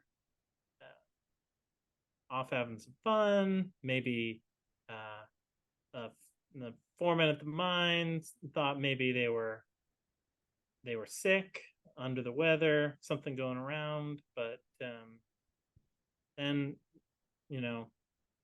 we called around their place, found out nobody's seen them. Nobody's seen. They all disappeared on the same night. It's not good. I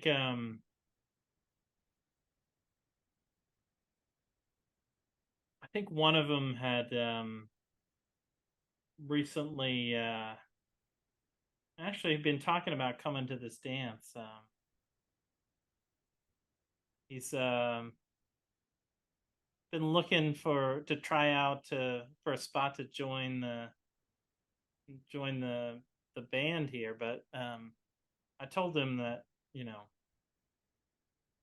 probably wasn't in the cards. We got some great musicians here. They don't need a couple of minors trying to be amateur musicians. How'd you take it? These gals are pros. Well, I mean, you seem like heard what I said, but said, I still gotta try. Still gotta see if I can get people to listen to some of the music I have to share. I appreciate that, but I don't think I don't know. Maybe unrelated. Seems like he's gone now. Can't imagine he went off into the woods to play music. But I ain't heard no new caterwauling. Okay. Can I use a special ability at this point? Mhm. Okay. Mystic Sense. You can sense whether there's something mystical or magical going on in situations where its presence is not obvious. You must study an object or location closely for a minute to get a feel for whether a mystical touch is at work. Yes, but I would say it will make more sense for you to engage that ability in a few short moments here. So Gotcha. we'll come back to that. Is there anybody else who'd like to have any conversations or just socialize? Maybe have a dance. So I think Monty comes in a little bit later than everybody else. Rax. Monty walks in and clearly has done himself up for the night. He's got his hair is dapper danned parted over to one side, real tight. He seems to have fluffed out his beard a little bit, maybe even combed it just a hair, just a touch. He's wearing his nicest fur, his nicest fur coat, and he has come in with a selection of wildflowers in a hand.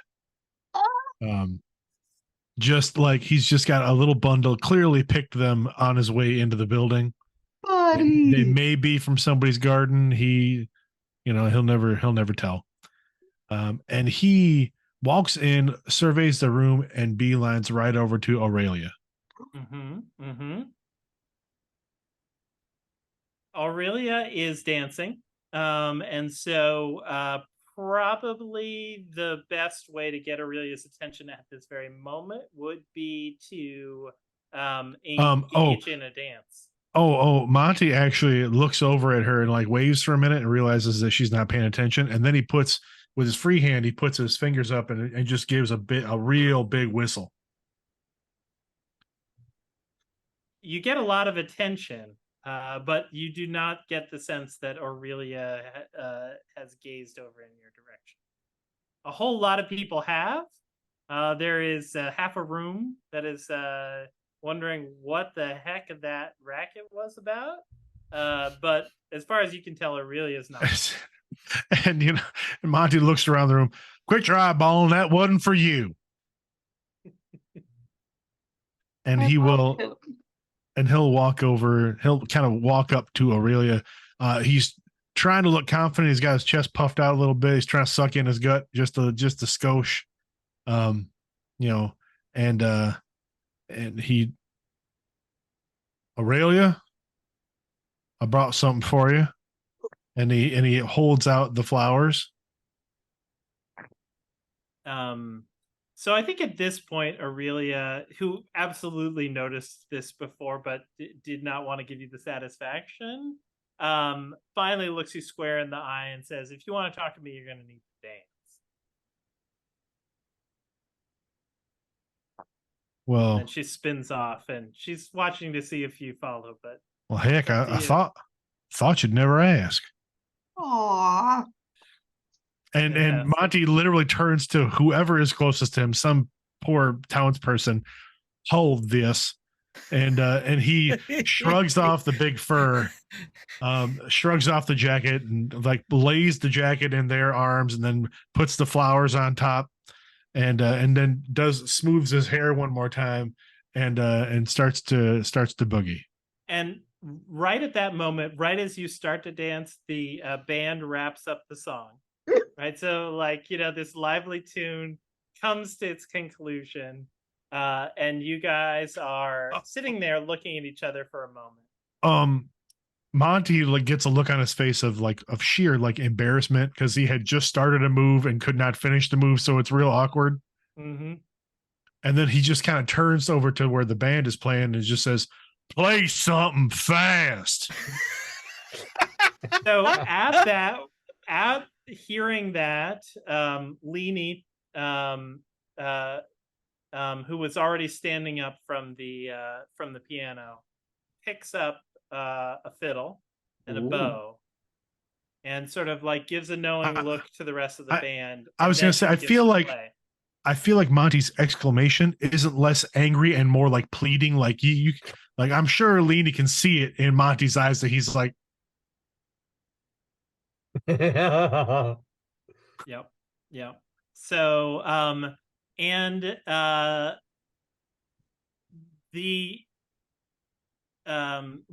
the tune begins, about 3 notes in, all kinds of chaos breaks out, and strange things are happening all over. There's I think actually what I need to have happen now is you are not the only people who will be affected by what is going on, but I would like to get an intellect roll. One of the things is that who was just telling me that they had a asset to be able to understand? Yes, it was Jonas. Okay. So Jonas will probably have this will be eased, but go ahead, and you were about to say something about Eloise. Yeah, I'm trained in intellect defense tasks and have +2 armor against damage that selectively targets your intellect pool. Okay. So then this task will be easier for you as well. You all will be performing a level 3 intellect defense task, and it will be eased for Eloise and for Jonas, and anybody who has any other assets or wants to apply it. I have a skill for understanding magic. Mm-hmm. Would that be applicable here? No, not yet. Cool. Then I don't get it eased. Nothing to ease anything for Monty either. Yep, Although I guess if are Sammy and Monty collaborating on the weirdness here? I feel Not yet. like Not yet. I don't I think. feel like Sammy was probably bouncing around the room a little bit, and then Monty was the middle of the room for a moment. Wait. Monty was the middle of the room? Was that a size joke? I didn't intend it to be. I meant it that everyone's attention was He's a on big, me. handsome I'm boy. kidding. And I'm kidding. Brian, Yes. question. So this is an intellect roll. I have an edge in that, and I don't know what that means. Yes. So what that Help, means is if please. you want to apply any effort, instead of costing 3 points from your intellect pool, it would cost 2. Okay. That the cost is reduced by your edge, which is 1. Would it be very silly of me to do that at this point in the game? It would not. Okay, then I'm gonna you do that. Okay. Sounds good. So decrease your intellect pool by 2. And now it is a level 2 task for you. And So- remind me what that means on a D20, Mhm. because I definitely listened, but I forgot. No problem. Always, it's a 6 because it's always the level times 3. So I have the same, or Sammy has the same skills as Bo. So if those don't kick in yet, not a big deal. I'm just going to take a plain intellect roll, and I got a 12. Ah, okay. Success. 9, so a success for me. Mm-hmm. 17. Playing for Monty too, and he got a 16. Very good. Natural 20 for Jonas. but Hey! Don't know what that means in this context. Sure. So in Cypher, when you roll a natural 20, it has a what they call a major effect. There's a lot of sort of narrative wiggle room about what exactly that means, but basically, it's a pretty positive thing. I think it actually fits in well with what we've already said, that Jonas is attuned to something weird, magical that is happening right now. So we'll come back to that in a moment, but I will say that around the room, you are seeing a lot of strange things happening. You are seeing that there are some of the attendees for this at this dance are appearing to suddenly age. Their hair growing white and their faces becoming wrinkled. You'll see some appear confused, like they're disoriented or delirious. You'll see some that appear to not be able to see very well. They seem to be like their vision is impaired in some way. You'll see others that appear to be sort of physically weak or in pain. Sorry. Is No. anything happening to my sisters? Good question. I would say that roll a d6 for me. Oh no. 4. How Okay. many of them are? So no, actually, it won't be quite that bad. So I will say that your next eldest sister is the one down from you, right? You're the eldest of 8. Mm-hmm. Jolene. Yeah, Jolene appears to be in distress. And as you approach her, she's complaining of not being able to see. I can't see. I can't see. Something's wrong. I assume we all get the sense that this is caused by the music somehow?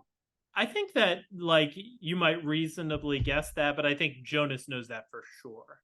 Okay. Eloise steps up and tries to punch out what's her name? The person on the fiddle, Opaline. Leanie. Okay. All right. Very good. She has a machete. Just for flavor, can I just say that she just uses her fists? Yes, of course. Yeah. So I think that so tell me what the desired outcome. So you've got this woman, she's playing a fiddle. Like, what is it that Eloise wants to have be the outcome of this? She's trying to get her to stop playing the fiddle. I think the most logical action would be to knock it out of her hands, but I Okay. don't think Eloise is thinking straight. She's kind of furious that her sisters are being hurt and blinded, etc. And so I think she Got it. just punches her, but she's trying to get her to stop playing the fiddle. I Okay. imagine a punch to the face is effective at that.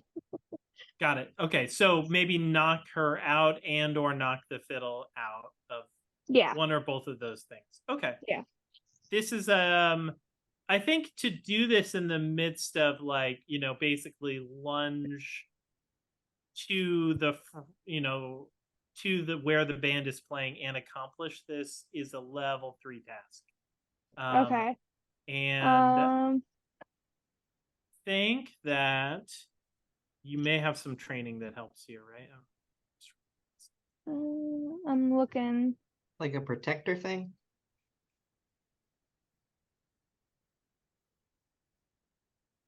I don't see anything. The only thing I can think of is my first one, control the field. I can maneuver them into a position I desire. Maybe I'm maneuvering them into a position where it's easy for me to grab the fiddle and smash it. Yeah. Sounds good. I think that this is eased one step by your overall physique, and I think maybe even also by how emotionally exercised you are about the threat to your sisters. Yeah. Okay. Level So 2 it's task. okay. That's a 19. Okay. So and the 19 is I what like we these call dice. a minor effect. Okay. And so that's a positive as well. So I think in this case you basically get exactly what you're looking for, and uh, the fiddle flies from the hands of Leanie, who looks honestly in a daze, like she's like mentally. Minor effect that's positive is that the fiddle does not come into contact with any hopefully you guys can hear me now. So the fiddle does not come into contact with anybody else as it flies sort of like across the stage and spins and lands. So yeah, with that you can see that people are still in significant distress. It seems like nothing is getting worse. Okay. Like you've ceased the progression towards badness. Okay. I shake Lenny and I'm like, what's going on? What are you doing? I think she is not responsive to you. She does not seem to be aware of her surroundings. Her eyes are open, but she's sort of like her mouth is moving a little bit. You notice that her you look down at her extremities and see that her arms are kind of, one of them seems to be sort of like doing she's still fingering playing. and the other is sort of like moving a bow. So gently, it's not like you can easily sort of like keep her arms down, but she seems to be in this sort of like fiddle playing trance. I look around to see if it looks like anyone is, I don't know, controlling her somehow, like voodoo, like they've got a little doll, or they're mimicking her motions, or just staring intently at her. And if I don't see that, I'm gonna hop back down to my sisters.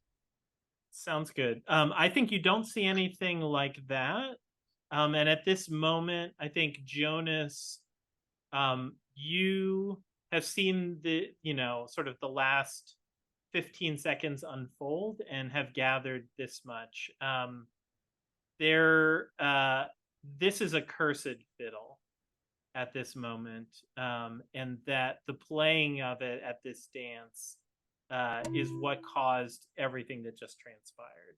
So you're able to sort of pretty much divine that has that's what's occurred, and that there's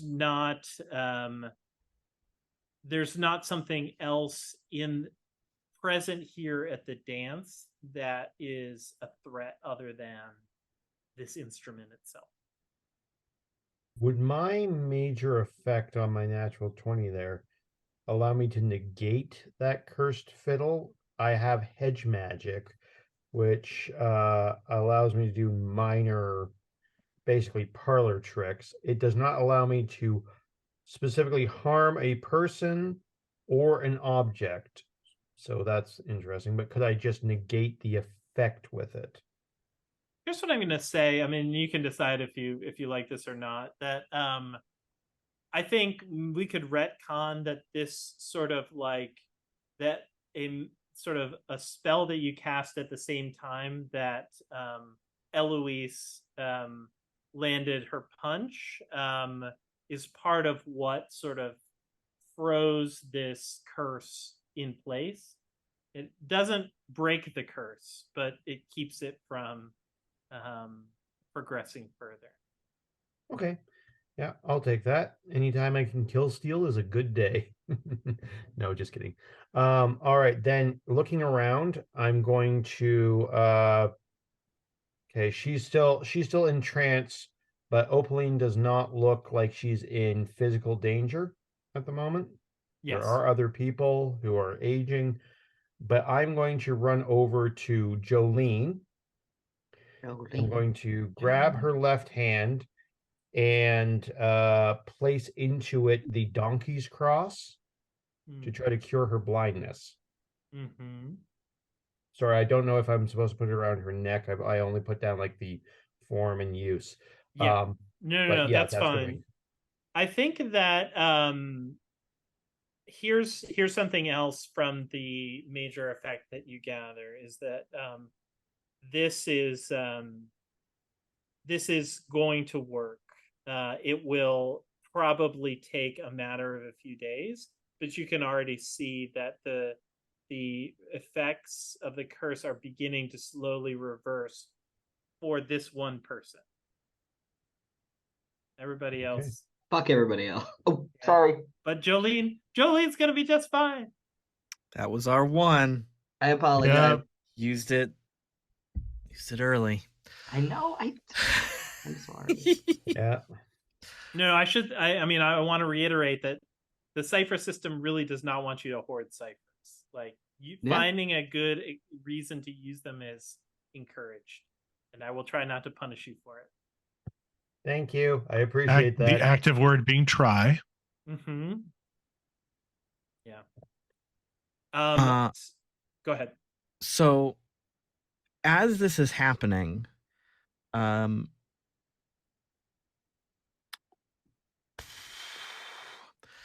of my ciphers, it is it's called a veil lifter. It's a little glass bottle that can potentially reveal invisible items and creatures. Would I maybe get the sense that there was someone causing this curse or observing this curse that I could maybe try to reveal with that magic? I think that's fair to say. In this case, there is nothing like that to reveal. Okay. So I think it's up to you narratively if you want to think of that as having been sort of attempted and sort of nothing learned from it. But can I go over to the fiddle then and investigate it as it's been knocked out of its player's hand? I was also wanting to do that. Yeah, absolutely. You guys can do that. As you are headed over there, Eloise, I think that you were the person who was talking with Effie, right? Yes. Yeah, I think she kind of she kind of motions with her head like to kind of come over privately to have a conversation with her. So we'll cut to I think what Bo and Sammy are doing. But I just wanted to mention that. All right, so Bo and Sammy, you guys are looking at this fiddle. I think Bo, that this is This is a fiddle that Leanie's had for a long time. This is actually her Papa's fiddle. So it's been in the family for a while. And I have a talent in understanding magic. I don't know how that works, but I have it. Yeah, that's fair. I would say here, like, it potentially, if there was a task, it would ease it. But I think that sort of what there is to know about this fiddle, you already know, which is that it is cursed. And I think maybe what you can also gather from the situation, and just putting 2 and 2 together, is that Leanie did not know that it was cursed, right? So she did not intentionally play a cursed fiddle, but that is what has transpired here. And I communicate that to the group.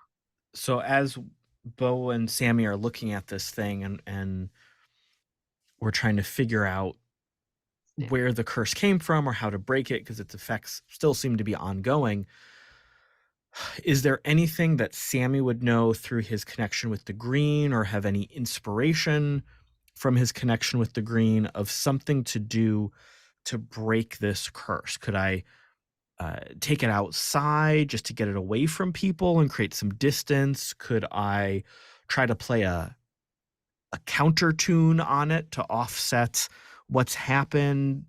Can I dunk it in a magic pond? Can you do it like with a rat in New York City, where you put a bowl on top of it and a paper underneath it?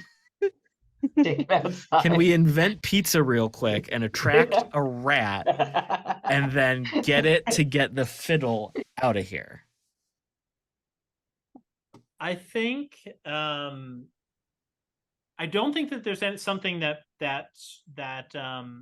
your connection to the green is allowing you to do specially here, but I do think that if you want to if you want to try to get additional insight into what the heck is going on with this fiddle, we can do a check for that. It would be a level 4 intellect task for you. I was also wondering if my voices would help me in any of my groupie shadow voices, or if they react to it at all. I'd also like to, if we can add on to this, I think Monty'd like to use his good advice ability. Tell me more. Yeah. You have experience in determining the best way to proceed. When you give another character a suggestion involving their next action, that task is eased. Ooh. It costs me 1 intellect from my pool. All right. If you'd like to do that, that would ease Sammy's task. So I see Sammy and Bo examining the fiddle. Monty's rightly a little miffed that his dance got cut short. And I'm curious, what is his partner, is Aurelia also aging rapidly? What do you think would be interesting? Oh, good question. Never ask an RPer that. Oh boy. Drama. I think it would be interesting if she wasn't. I think so too. I think that Aurelia seems to be unaffected by this. I think that she is rushing to the aid of others who appear to be afflicted in some way, but she herself is not showing any obvious signs. And not everybody was affected, right? There were some people who, okay, so it's not just her and us. It's just a skeleton now. I think that Monty kind of like notes that Aurelia wasn't affected. Like it's just kind of like a little ping in his head. But then he'll look over at our friends Sammy and I just forgot Bo. I got it. Sammy and Bo examining the fiddle and is like, y'all, you could just try to smash it. It's a fiddle. Well, there's your problem. Smart young man. Yeah. I think Eloise is gonna stomp on it if nobody else is. Are you gonna come over and just stomp on it while Sammy's like holding it, trying to figure out what No, to you're do? not touching it, are you? Sorry, I thought it was still on the Oh, ground. are you holding it? Are you touching it?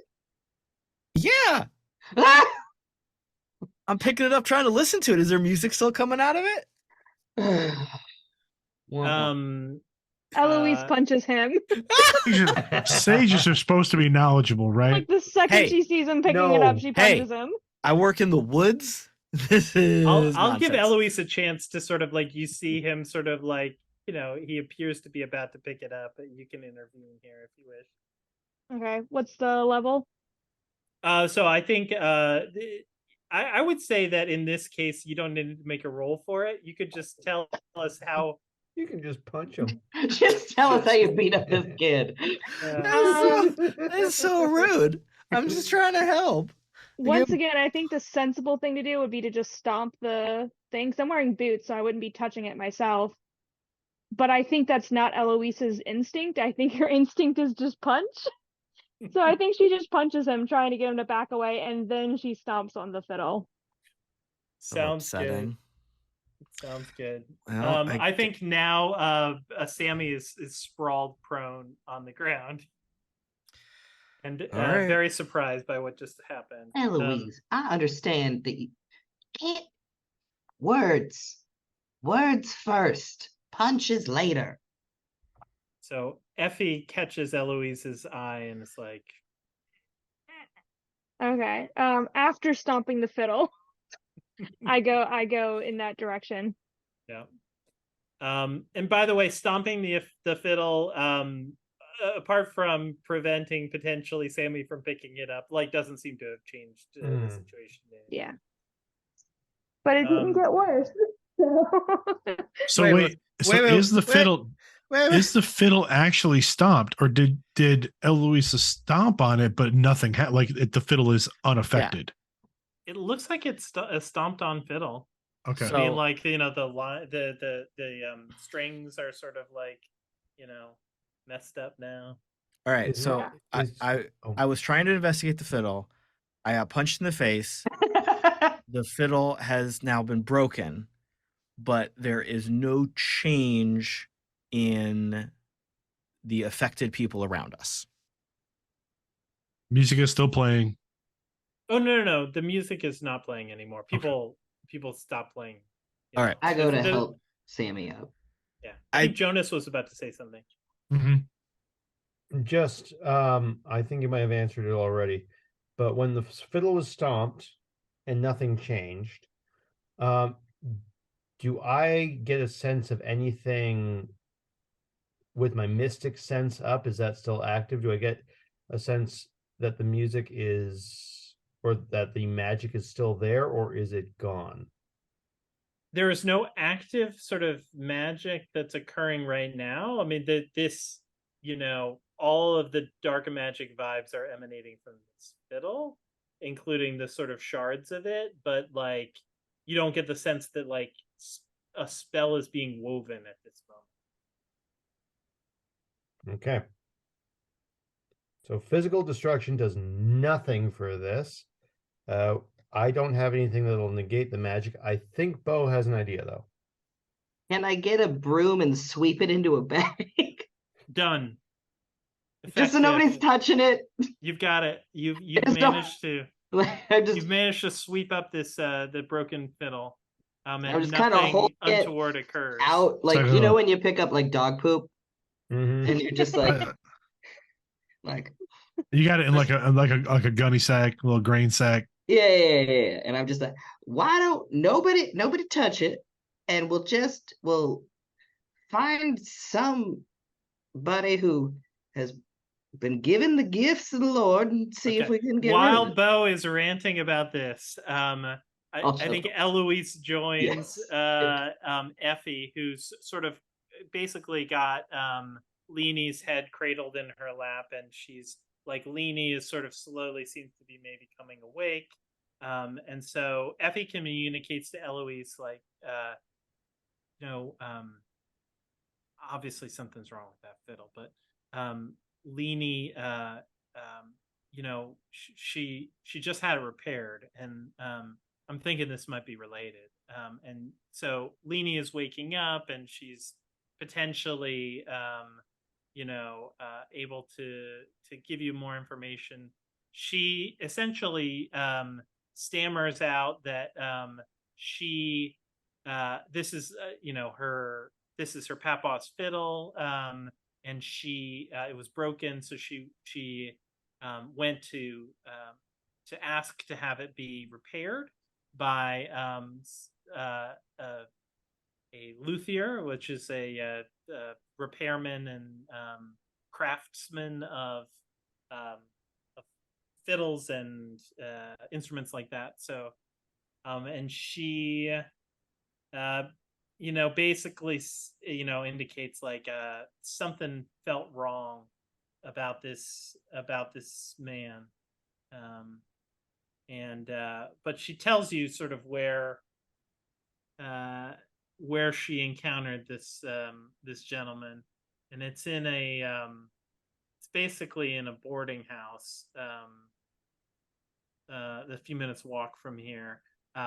He was staying at the Gilman boarding house, which is, it's a place that is well known to you. You know the proprietors pretty well, and types, from honest to shifty, who are drifting through might find a few nights rest there. They run a pretty tight ship there, so there's usually not a lot of drama there. But this is probably, if you want to know more about this violin, that's probably the next place that you want to be. And I think with that, I would propose that we take a short break. Sounds good. All right. So I think the party has found its way to Gilman's boarding house. Some things to know about Gilman's boarding house. I loaded some new NPCs in there. So Ruth Gilman, tiny woman with a big presence. She runs Gilman's boarding house, which is a small building in the northern part of town. It's got a reputation for its no-nonsense rules and excellent meals. She runs it with her partner, Biddy Connor. As far as Biddy goes, she is not Biddy. There's really nothing Biddy about her. She does all the repairs, keeps the boarders in line, sees to it that somebody takes care of Ruth while Ruth is taking care of all the boarders. That's their dynamic. And so when you come knocking on the door, I think the first person to come out is Biddy. And so she opens the door and kind of peers out like she's, if there's some trouble out here, she's ready to deal with it. But sees that it's you guys, and her posture softens. Which one of you, knows Biddy especially well? Not Sammy. I feel like her and Eloise would get along. Mm-hmm. I think so too. I feel like Bo knows everybody, but like, I don't think they're close. Yeah, I think that's fair to say. I think she sees Eloise, and so she. What brings you here? It's like, isn't this the night of the dance? What do you got? What are you all doing here? We're looking for a boarder of yours, Biddy.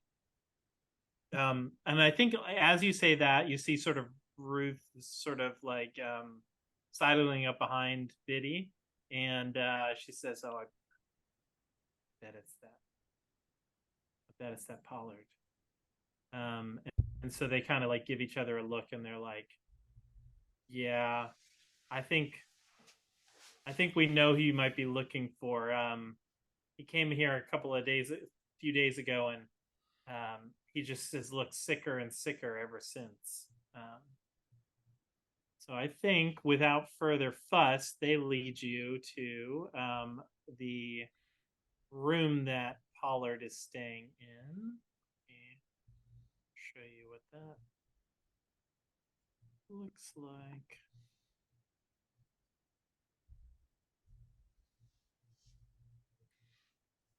And I'll share the NPC handout.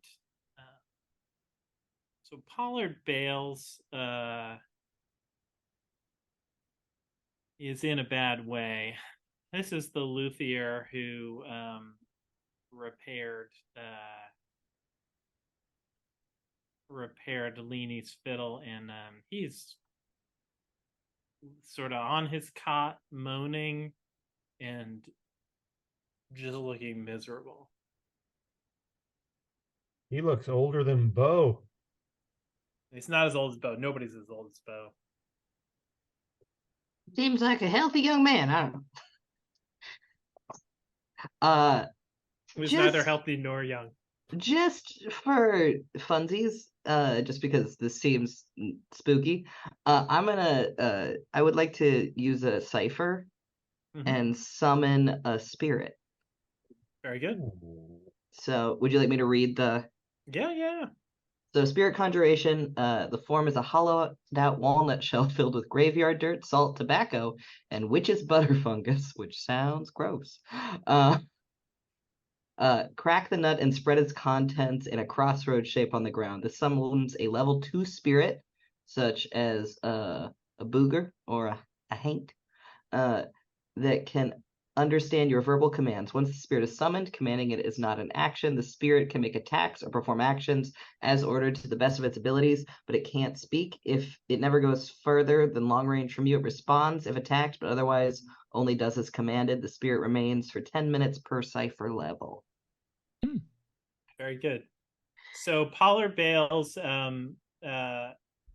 gazes up and sees a haint Yeah, and utters an ear-piercing scream. that's fair.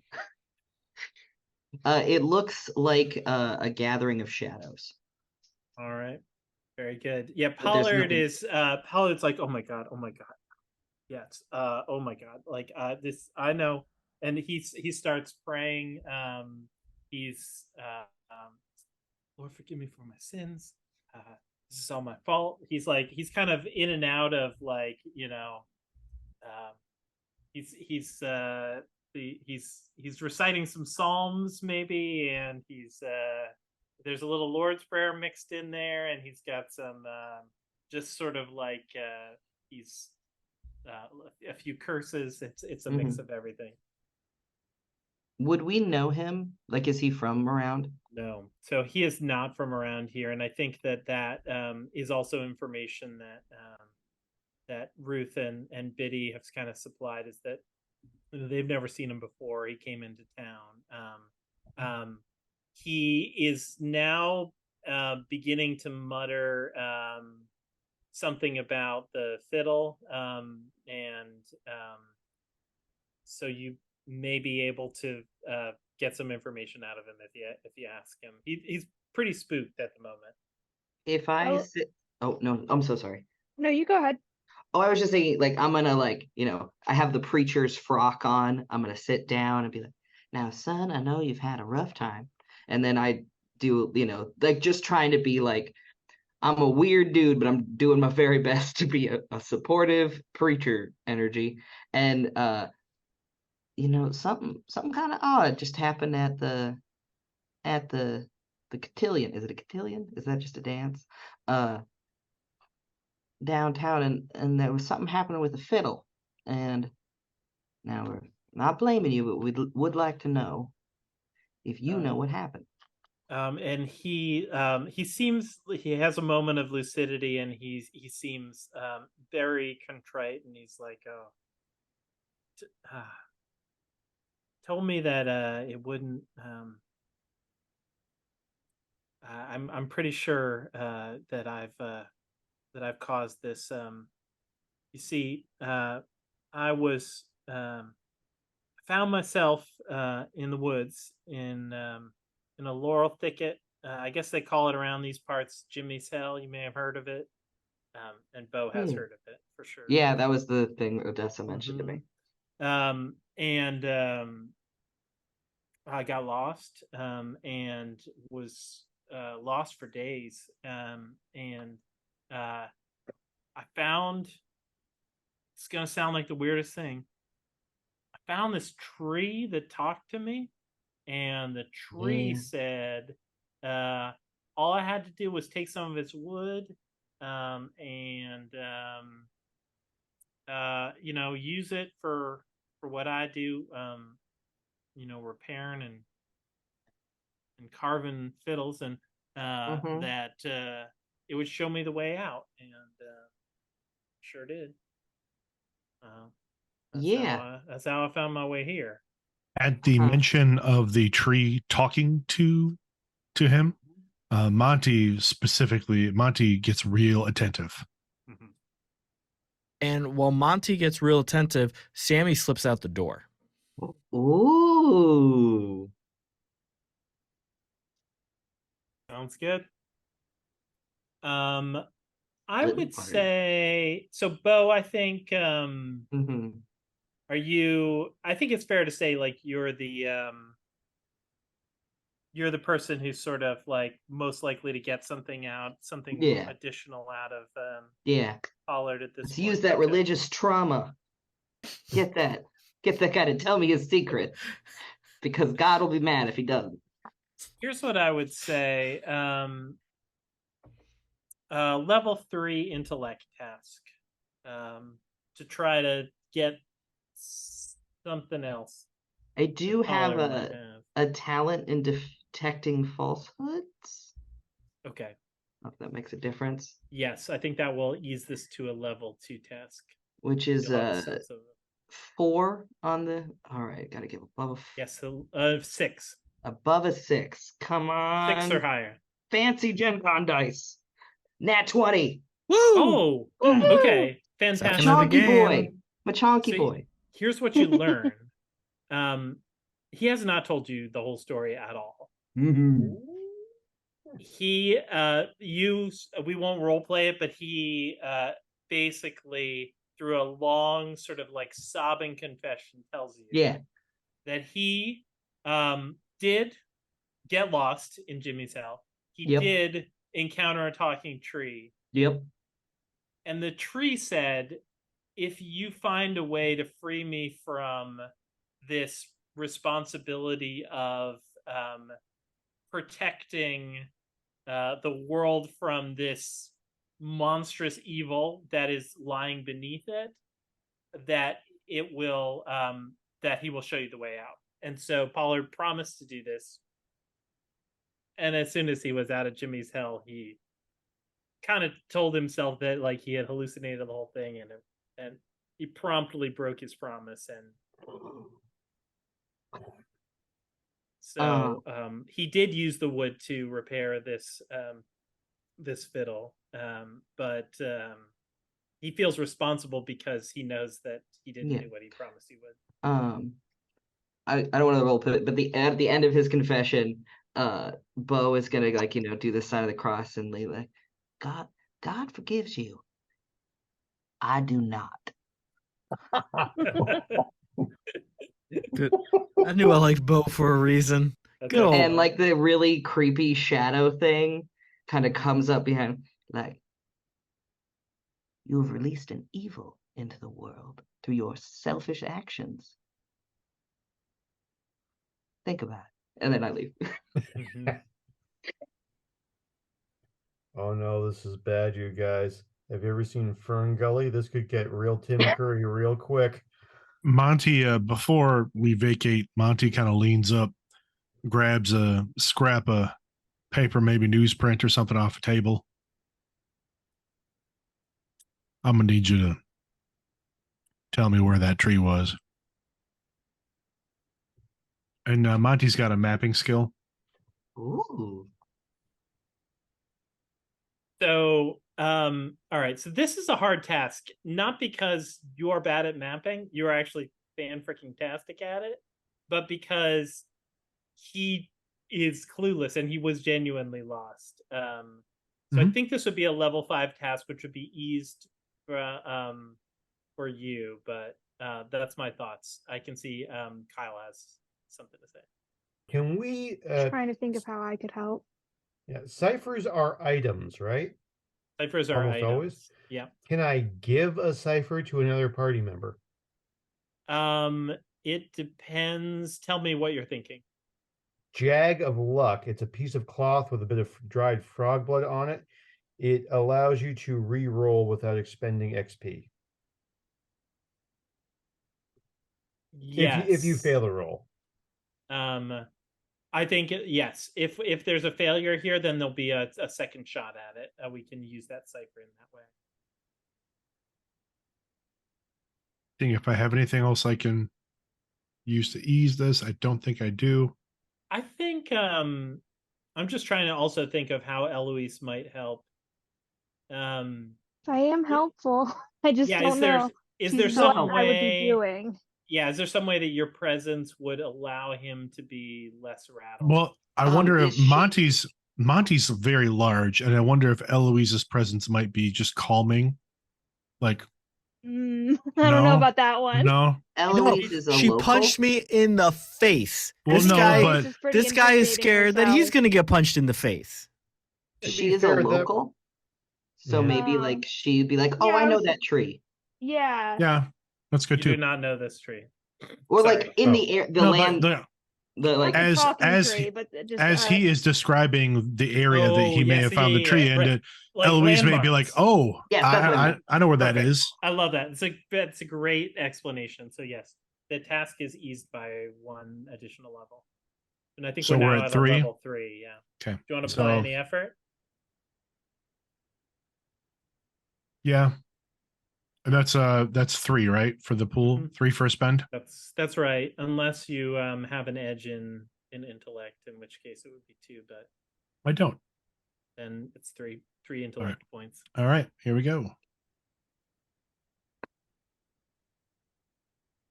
8. So I met it. If we were, so it was 9. Spending the 3 got it down to 8. I met it at 8. Yeah. Very good. All right. So wait, it's a level 3 task, and you got did you say you rolled an 8? I'm sorry. So I rolled an 8, but I spent for my pool to reduce. You spent effort? I spent effort. Oh, because you got it down to a 2. Oh, yeah. Perfect. Okay. Yeah. So you did meet it. Okay.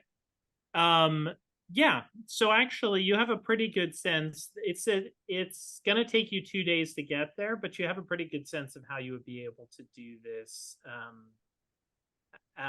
well.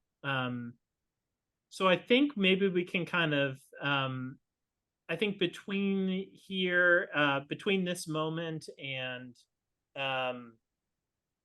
the trekking through Jimmy's hell, I think that you all need to rest up, and the Ruth is happy to put you up for a night, or Eloise, obviously you're local, and Bo, you're local as well. So several of you may be able to kind of stay at your own place, but I think gathering some supplies for what's likely to be a few days trek is on the agenda. And did we know where Sammy went? Yeah, it's a good question. We do need to learn where Sammy went. Meanwhile, yeah. So as soon as Sammy heard this guy start talking about a tree, talking to him, his connection to the green is kind of flaring that there's something real bad out there. So he ducks out the door. He doesn't hear any of the information that Bo figured out. And he is just trusting his instincts and his magical supernatural guidance to point him in the right direction. And he's just going. All right. So at this point, I'd like to suggest a GM intrusion.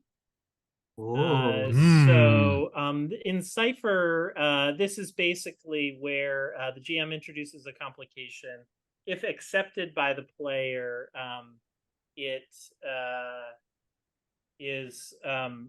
will grant you a cipher, and then or grant you an XP, and then an additional XP to another player of your choice. Ooh.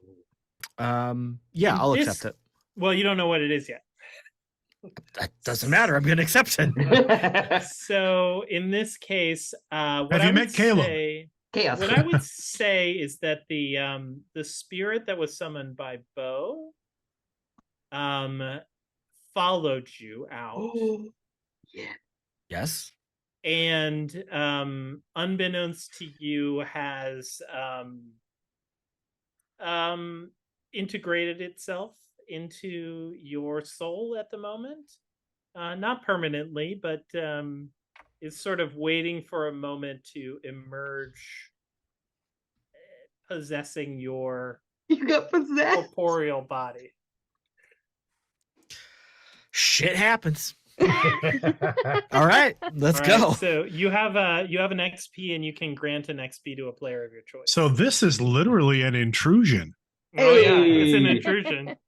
And for the sake of clarifying the rules, when we earn an XP, we can then spend those on re-rolls in addition to leveling up between sessions, which of course we're not doing tonight. Yeah, there's several things you can do with it, but the most common thing to do is that you can use an XP to re-roll any roll in the game. Cool. Well, I'm going to give that XP to Bo.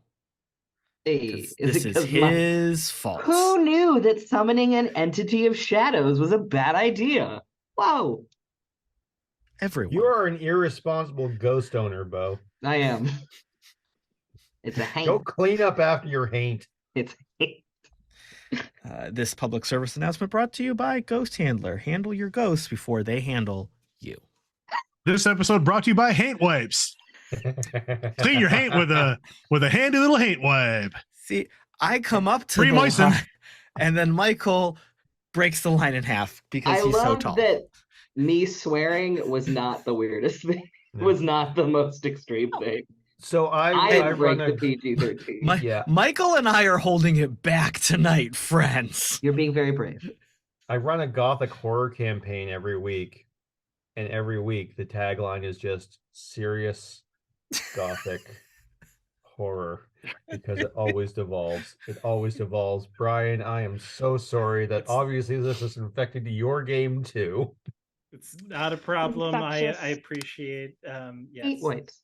we can. If we still had the donkey, what was the Donkey Donkey Cross. Cross. Yeah, we could potentially protect against the infection, but looks like it True. was not to be. No problem. Yeah, so Sammy's just cruising through the woods. So I think this adventure that we're playing, which is as the Sample Adventures series are drawn from the core rulebook itself. So this adventure, which is called the Luthier's Folly, is in there. There, I think, many points at which you could expand this to be a multi-session adventure. But I think now it probably makes sense for us to find ourselves at the location of the sentient tree, so that we can learn a bit more about the situation. But yes, Frankie. I just wanted to know, and if I don't need to know for this part, we can talk about it later. I got a ceramic knife. What does it do? Oh yes, I do need to tell you about this ceramic that knife, useful and also for to this tell you about artifacts. Encounter? I think if you are going to be using a weapon against something, you may find it helpful. If that doesn't come to pass in this adventure, then so be it. So Use my words. yeah, that is true. That is a bit more your style, isn't it? Okay. One moment while I find the... Okay, so this is an artifact, which is a level 5 artifact. Shit. It inflicts +3 damage against magical entities, and it comes due 1 in D10. I'll explain that in a moment. And so, in artifacts in this game, if they have a die size that is associated with their come due attribute, and that is basically every time you use this, you roll whatever die size, in this case a D10. Mhm. And then if you roll a 1, it comes due, which means that it will either stop working or it will potentially offer a bargain with you of how it might continue to work. So, All right. anyway, that is it is essentially a +3 damage against magical entities ceramic Cool. artifact. And the difference between an artifact and a cipher is that artifacts are not just a one-use item, although they do, if you keep using them, they do eventually come due. So Thank you. you are welcome. Thanks for bringing that up. I had neglected to. No, you're right. We had some stuff. We did have some stuff. All right. We are moving to a new scene at this point. And that is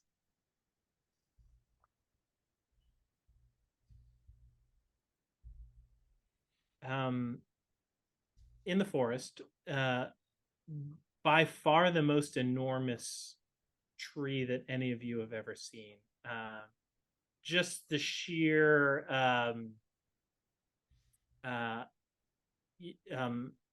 ancient sort of reverent spirit that you feel as you gaze upon this tree indicates to you that it's immensely powerful. And as you approach, it speaks to you. I think it speaks to Eloise. Okay. And says, child, you are in the presence of one who is weary and yet still curious. What brings you here? Trying to figure out why my sister gone blind. The what you hear from the tree is, you recognize as a sigh, but it seems more something that you feel in your spirit than you hear with your ears. There's a sense that it's the sigh of someone who has seen, births and deaths and every aspect of life, wildfires to spring blooms. Everything is encompassed in the experience of this tree. And and then a moment passes and the tree says, your sister, yes, she will recover.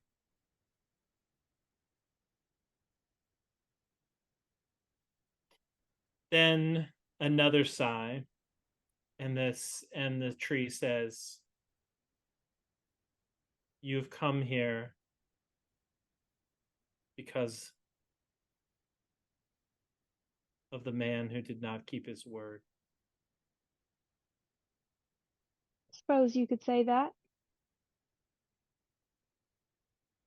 So much suffering caused by those who have not kept their word. And yet I despair of ever being free. You said you were protecting something. What exactly are you defending? We'll come back to that in just a moment. I wanted to say that Bo has noticed something very distinct, and that is that in the presence of this tree, ever since it began to talk, all the other whispers have ceased. There's no other voices that you hear. except one. This one, usually the voices that you hear they sound mischievous, they sound mysterious, they sound spooky, they sort of sound humanoid. This, you've never spoken to a demon, but if you had, this is what you imagine it would sound like. And it says, "Help me be free."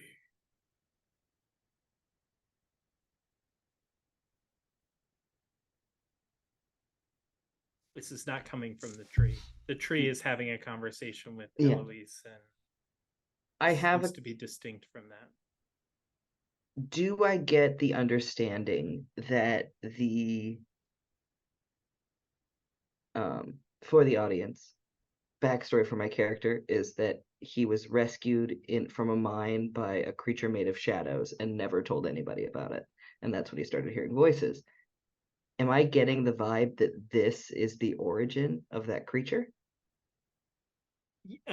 Yes, but in a way that sort of this is an ancient evil that birthed both the shadow that you encountered when you were young and is imprisoned nearby. And what the tree tells you, what the tree tells Eloise, is that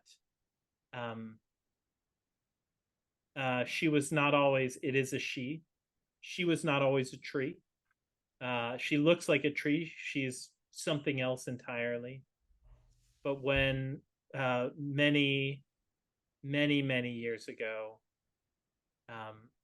she was planted here with the job of protecting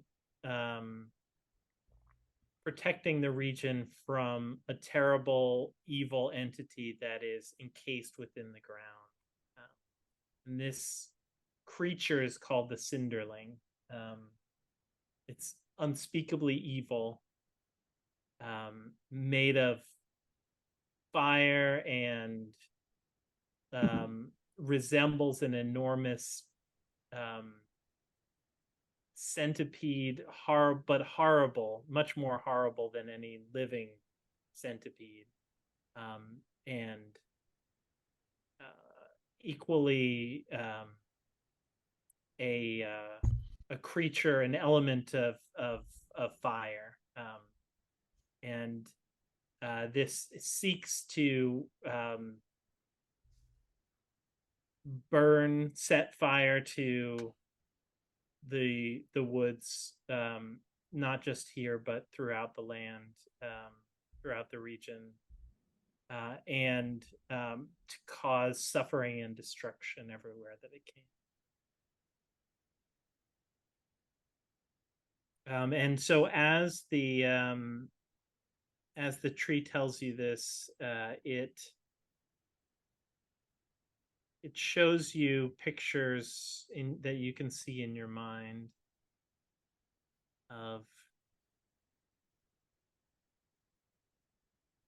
horrible creature.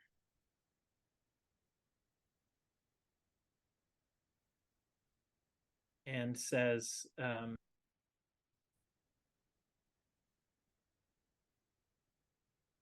the Cinderling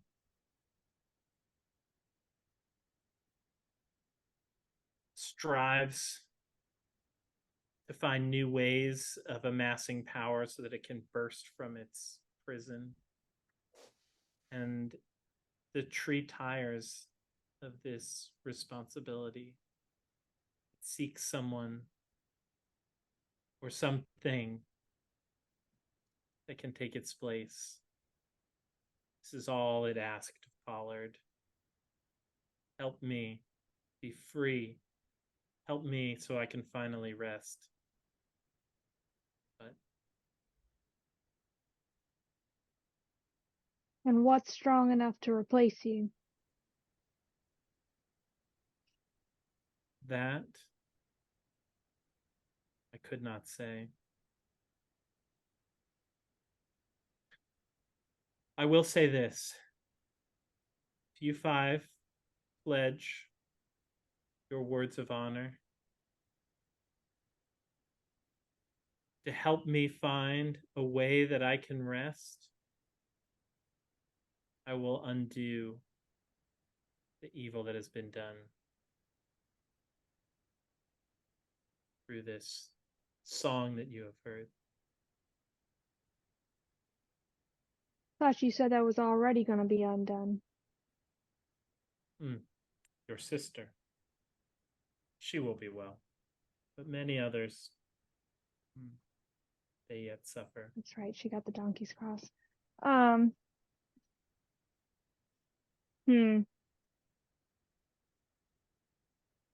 Bo is like openly weeping. Big Eloise old sad says, man tears. Yeah.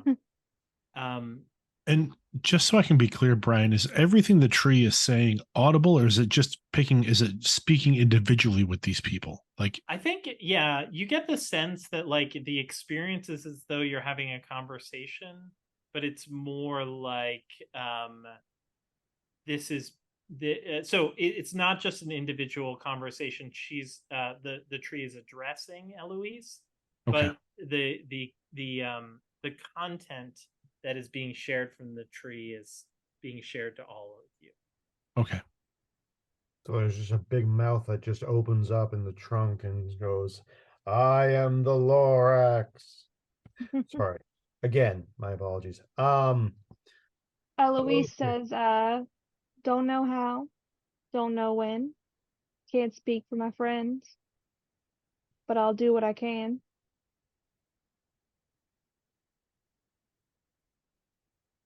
Yeah, I got absolutely.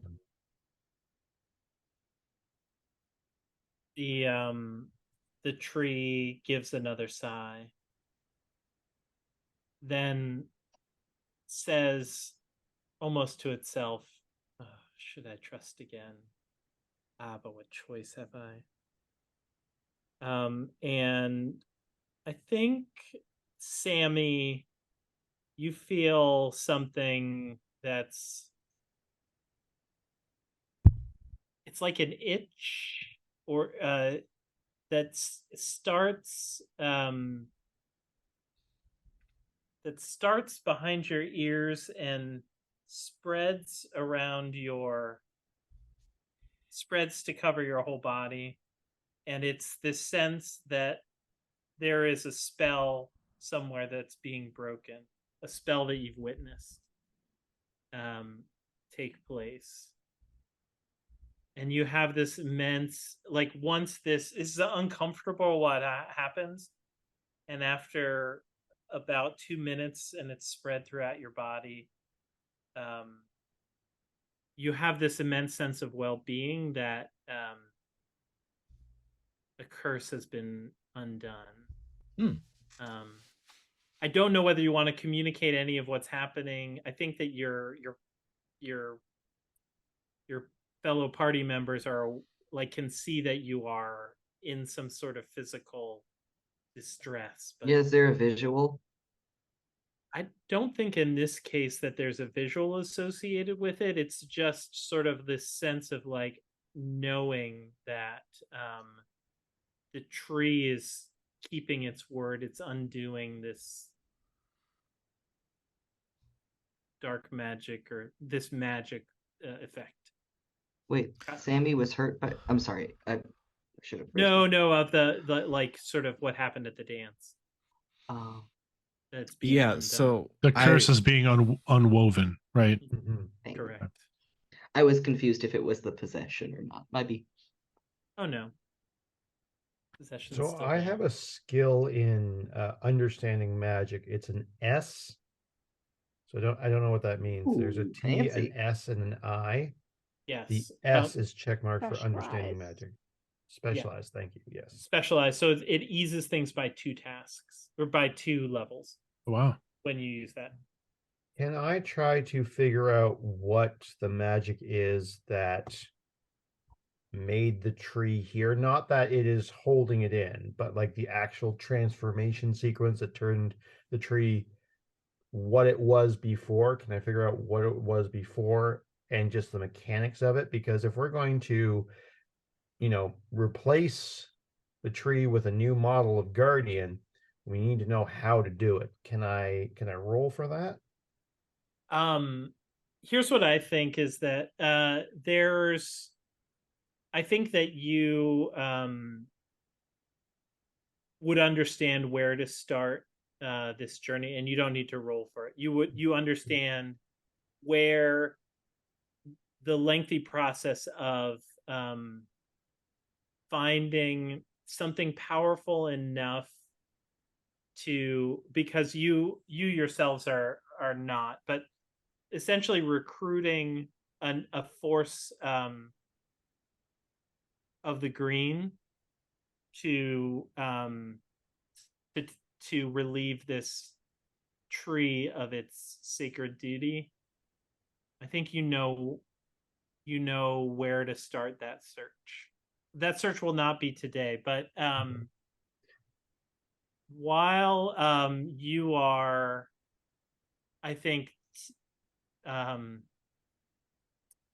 while you are communing with the green, you become aware there's a darkness that is invading this communion, which is not typical. And I think that at this moment we have Sammy's possession take place.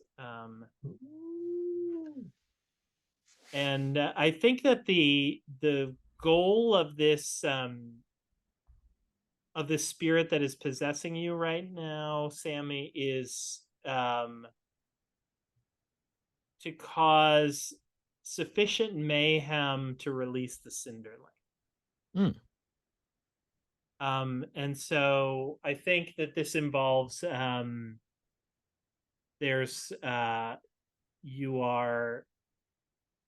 you've got some chants from unknown languages that are being sort of uttered from your mouth right now. I think that Eloise punches him. On brand. Storm clouds are gathering. I think in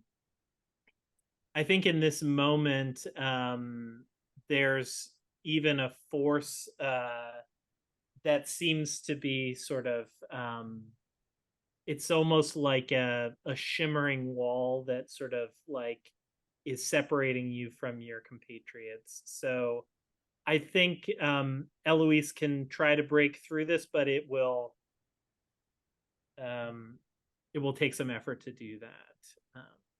Okay. Remember, you gotta Essentially reroll. a magical sort of a shield that's being woven around Sammy as he essentially tries to cause an apocalypse here. All right, so from a mechanical standpoint here, as this is happening, is this just up to me to see how I'm gonna? Sammy, if you want to try to fight this would be a level 7 intellect task. Okay. Which technically, if you don't use any assets or effort, would be impossible. Is impossible. 21. But it's something that you can fight. It also is something where your party members could try to physically stop you, like Eloise, could try to break through this magical barrier, or if you have other ideas of how you want to sort of.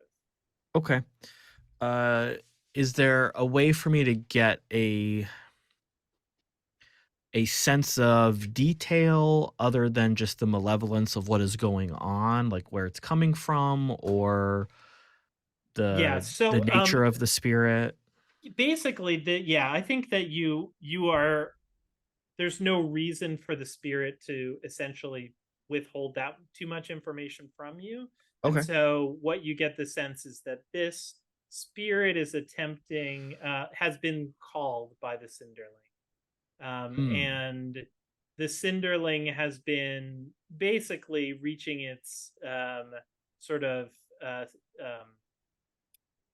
evil tendrils out in various ways to try to encourage people to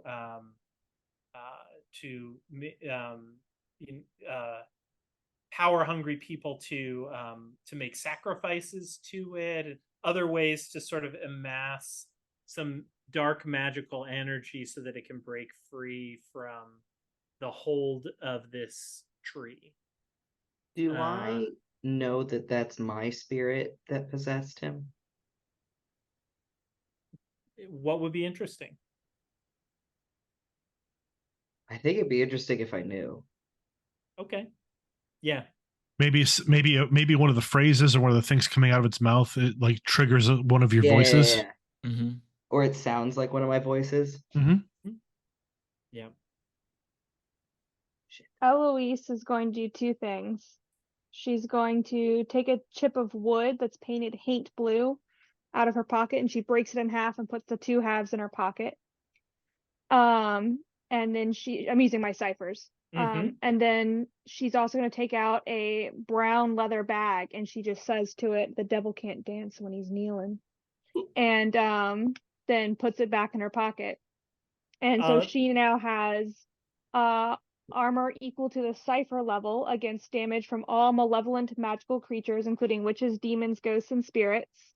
Oh, yeah. And for the next 10 minutes, my attacks inflict +2 points of damage. Got it. And now she's going to attack that shimmering shield that's being woven around him. So we should figure out what the level of that cipher is. So there's the die roll for that, right? Yeah. So 1d6. what is it?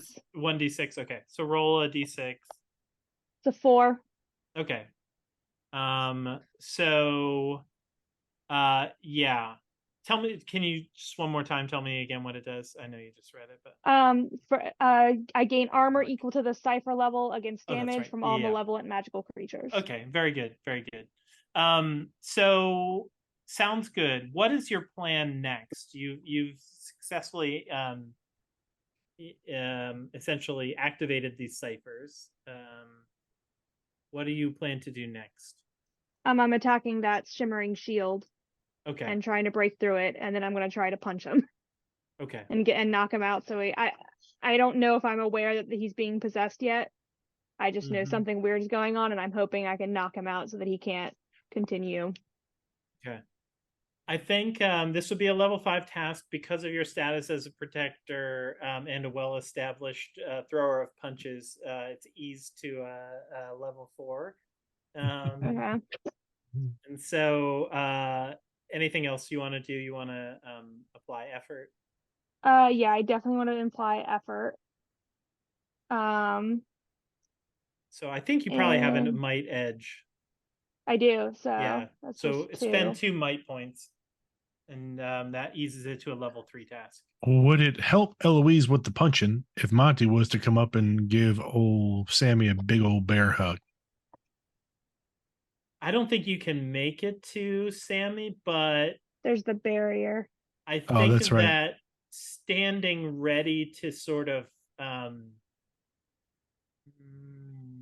disable or intervene should Eloise make it through the barrier, it would be I think that's definitely Monty has seen what Eloise is trying to do and is ready to move. Support it. Yeah. Can I spend more than one effort? So at a tier 1, which is what your characters are, you cannot. But at higher tiers in Cypher System, you can. Okay, so I'm trying to beat a 9, right? Correct. 9 or higher. If Monty's seeing this, can Monty expend effort? I was going to say, could Monty expend effort to assist in lowering the tip, like as if he's maybe pummeling the shield at the same time to try and make it easier for her? I think in some situations, yes. Clearly not necessary in this case. Not necessary in this case, but So yeah, so tell me what it looks like as you puncture this invisible, shimmering sort of, shield. I think it looks like shards of shimmering glass that just shatter. And maybe it cuts her. I don't know. That's up to you. Ooh, I think that's interesting. I think it would be interesting if maybe how about this? A GM intrusion. A shard of this has lodged itself into your skin without your knowledge. Yeah, sure. All right, take an XP for that and award one to first player of your choice. I'm gonna give one to Sammy. Got it. Sounds good. So now, Monty, I think you are poised to, basically, Eloise applied all of her effort to break this barrier, and now you're poised to act. Oh, I thought Eloise was gonna sock him first. That's what I wasn't like. So yeah, that's my I next plan. The follow up. Yeah, I mean, you can if you want, you can hold him. I mean, Monty would go in for the bear hug to try and squeeze it out of him. As the song goes, if the right don't get you, then the left one will. Eloise you can set him up for another punch from Eloise. So I would assume that's going to be a might task. I think in this case, So I think that the hard work has been done already. I think part of the question is, do you want to try to tilt this situation in a way that Sammy, your friend, won't be hurt while Eloise is knocking out, this possessed evil? I think Eloise, if she were in a calmer state, would certainly have that in mind. But I think when she gets angry or when she gets to punching, she just punches. Yeah. I don't think she's thinking about. I think this is partly a question for Monty. Oh, okay. Like, what do you want to do about this situation? So, again, with Eloise being a known puncher, having a reputation for fists of fury, I think Monty's going to try and go for the bear hug, but then also when he picks up Sammy, kind of turn his shoulder to try to absorb the blow from Eloise. Yeah. So he's going to give him a good squeeze, try and maybe squeeze the devil out of him. Squeeze the breath out of him, squeeze the devil out of him, knock him out, right?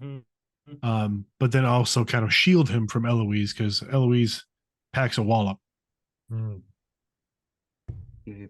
As he knows. Oh no, I feel like Monty's been on the receiving end of the wallop once or twice. Oh yeah, but this is the second time in 2 days Sammy's just gotten a knuckle sandwich from Eloise. Right? Yeah. He just wants to talk to plants, man. Monty knows that. Monty knows that one is enough. Like one a week. One a week's a good. Yeah. A good limit. You can get some traumatic encephalopathy if you do it too often. Yeah. DTE, man. So I think you don't need to roll for that, okay, Michael. I think that's successful. I think that you're able to sort of.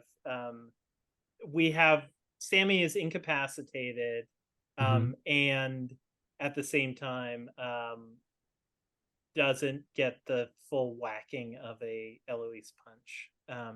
With plus 2 points of damage, which would have been well. 6. That's what I say. Well, does Eloise like pull when you see Monty like sweep him up and like pick him up, or is it too late? Not. Yeah, no. So go ahead and roll the damage. I mean, Monty will take it. Do I roll damage or do I You just? You don't need just to do roll it. damage. Yeah. So, that's 6 damage total. Oof. I think in this case, we would say your fists would be more of a medium weapon. So I think we can say that would be a 4 damage as opposed to 6. With the plus 2, though. Yeah, with the With plus the two. +2. With the +2, What it's we 6. That's discussed okay. earlier was that she 6. technically Yeah, has yeah, a that's machete, but for flavor she's using her fist. Yep. Yeah. No, that's good. Okay. Yep. That's 6 fine. damage. That's fine. Michael, take All it. right. You can take it. Monty. Monty will Monty's take it. Monty's And that had comes out of worse. my Your might might. pool, correct? Yeah, Yeah. your might Okay. I think I've punched more friends than foes. Mm. All That right. would be So that would be accurate.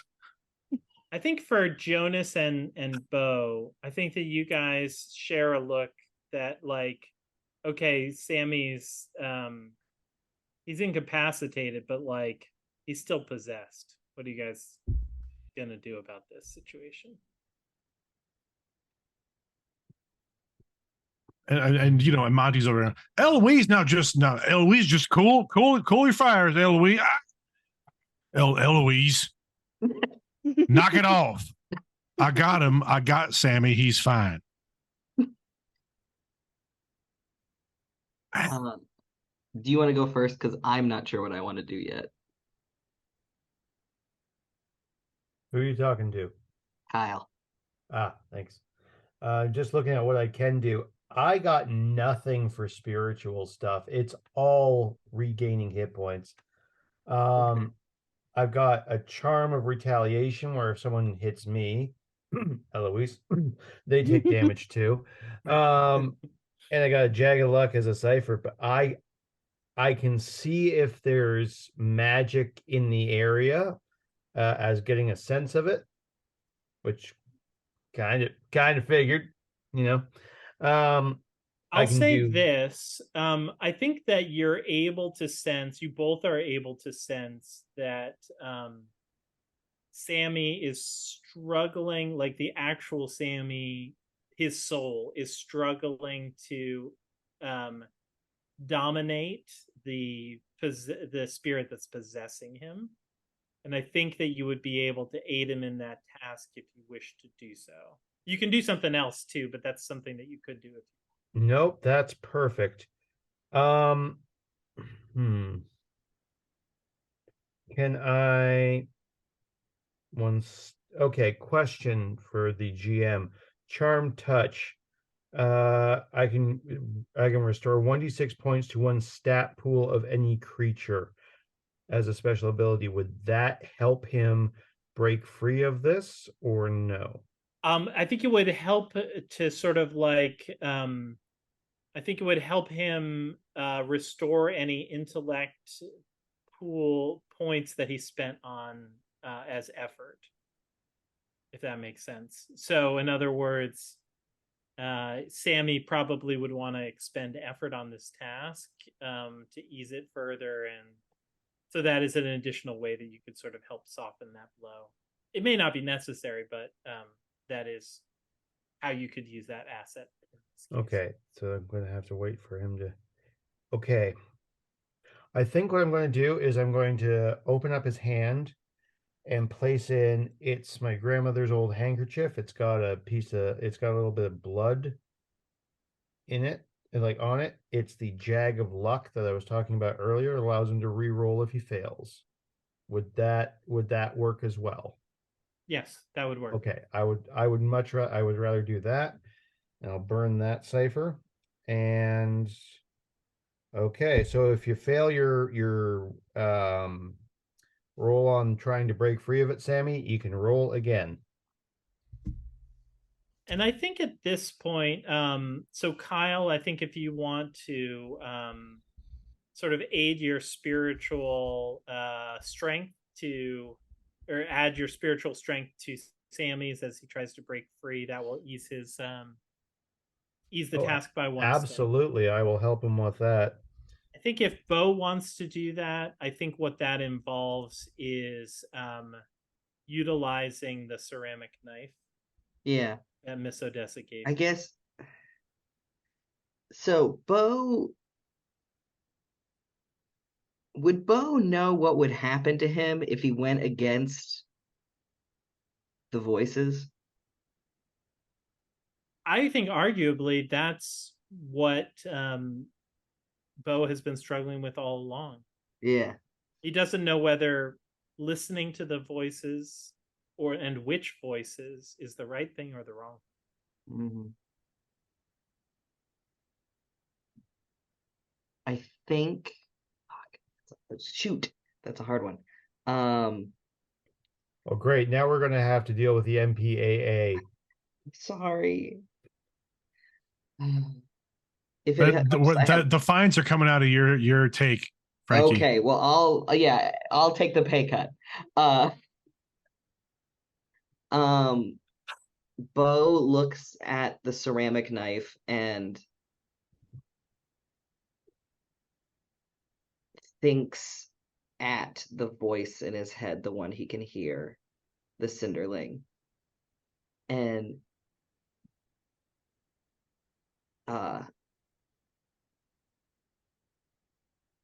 basically goes, you helped me when I was young, but that does not mean you own me.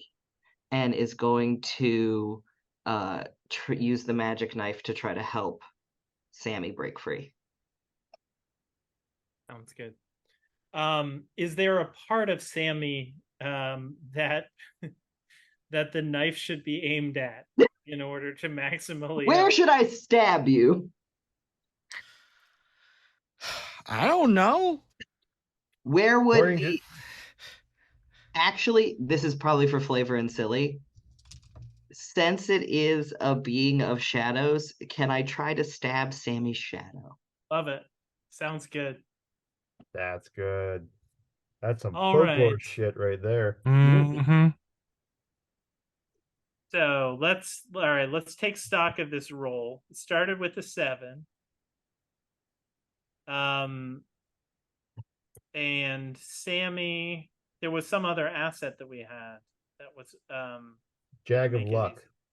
Yeah. Need a reroll. there's- Can And I I'm helping. also, if I can't do 2, that's totally fine. Could I use encouragement again to be like, Yeah. you got this, bud? Yeah. And then I'll ease this skill task. Yeah. Okay. So that brings it down to a 4, right? Yeah. Do you want to apply any effort here, Sammy? Yeah, I'll spend, since I have an edge in intellect, I'll spend 2 Yep. to bring it down 1. All right.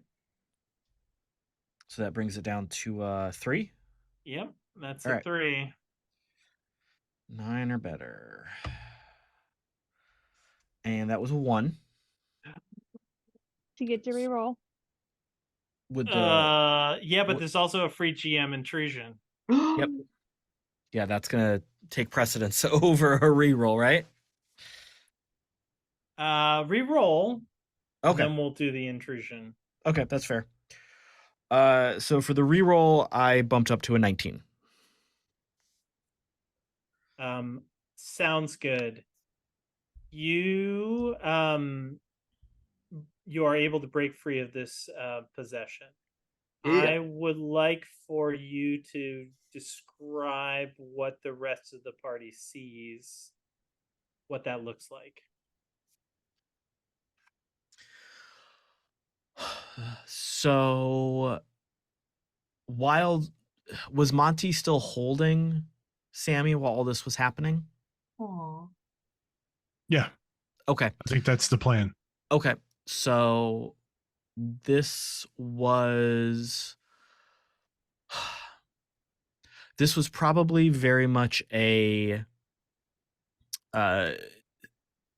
Monty had to keep getting like a firmer and a firmer grasp on Sammy because as the possessed spirit realized what was going on,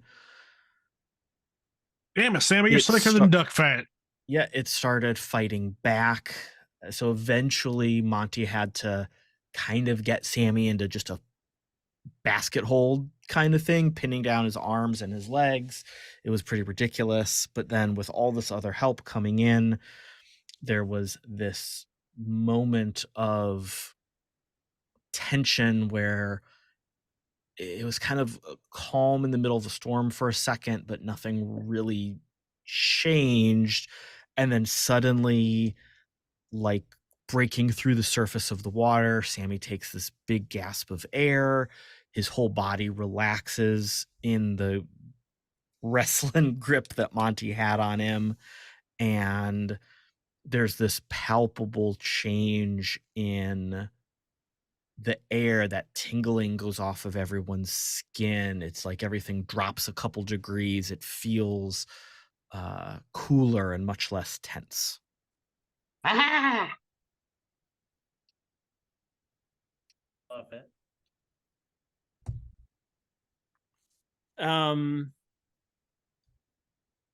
I think as the group senses and feels this tremendous relief at feeling Sammy come back to them, and it's as much you can visually observe like that he appears to be himself again, but there's also, you can sense his spirit is with you again when it had been eclipsed previously.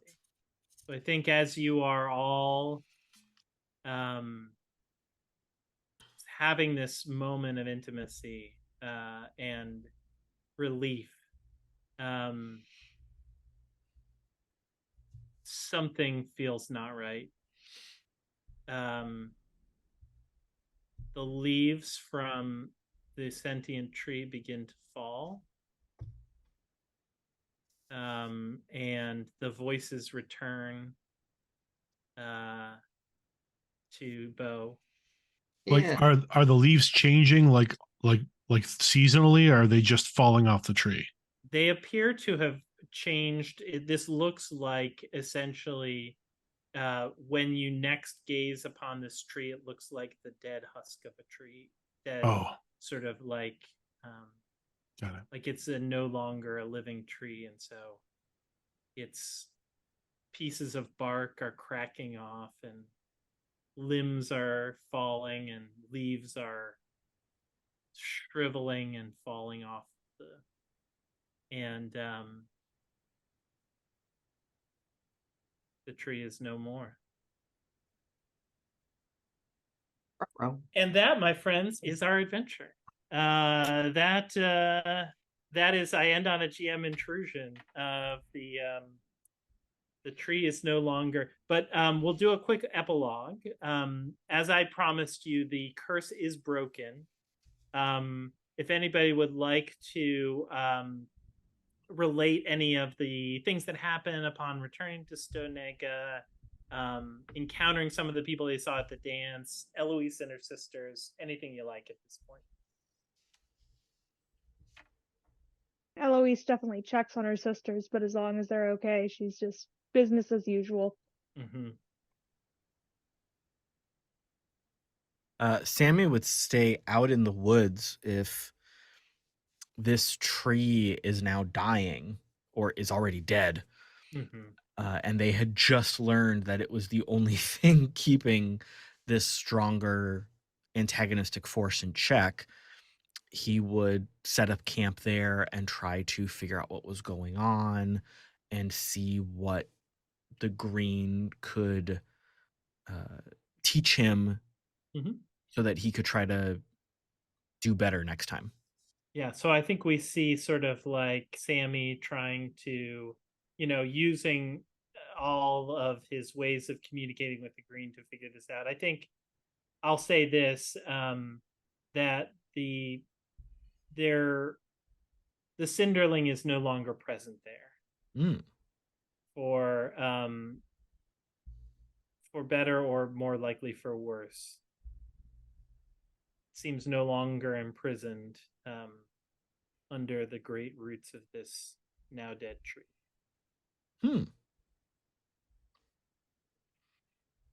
That's yeah. Jonas will go back to town. If Opaline still the curse was broken, if she's still feeling poorly, he'll make sure that she's looked after. Maybe she'll be put to the front of his priority queue, and he'll see her a bit more often than is medically necessary. Get you it. know, And just kind of maybe showcase that there are other skills in this world than dancing. Mm-hmm. I'm just gonna say, and 7 years later, he gets a dance. Very good. Exactly. I think you. Oh, sorry. Go ahead, Frankie. Oh, I was just gonna ask, does Bo get a sense that, for lack of a better term, Demon Daddy's mad at him? No. Cool. Bo, I think withdraws a bit more. Like he gets weirder, I guess is my thought. Like the voices, he's like obsessed with listening to them now, and he struggles to like maintain like kind of normal human interactions. Well, it's pretty cruel trick, right? Because now, like, that there's significance to these voices. Like, Mhm. And he is like, he dreams of the moment of silence he got when the voices were gone. chasing that Mm-hmm. peace. Yeah. How about Monty?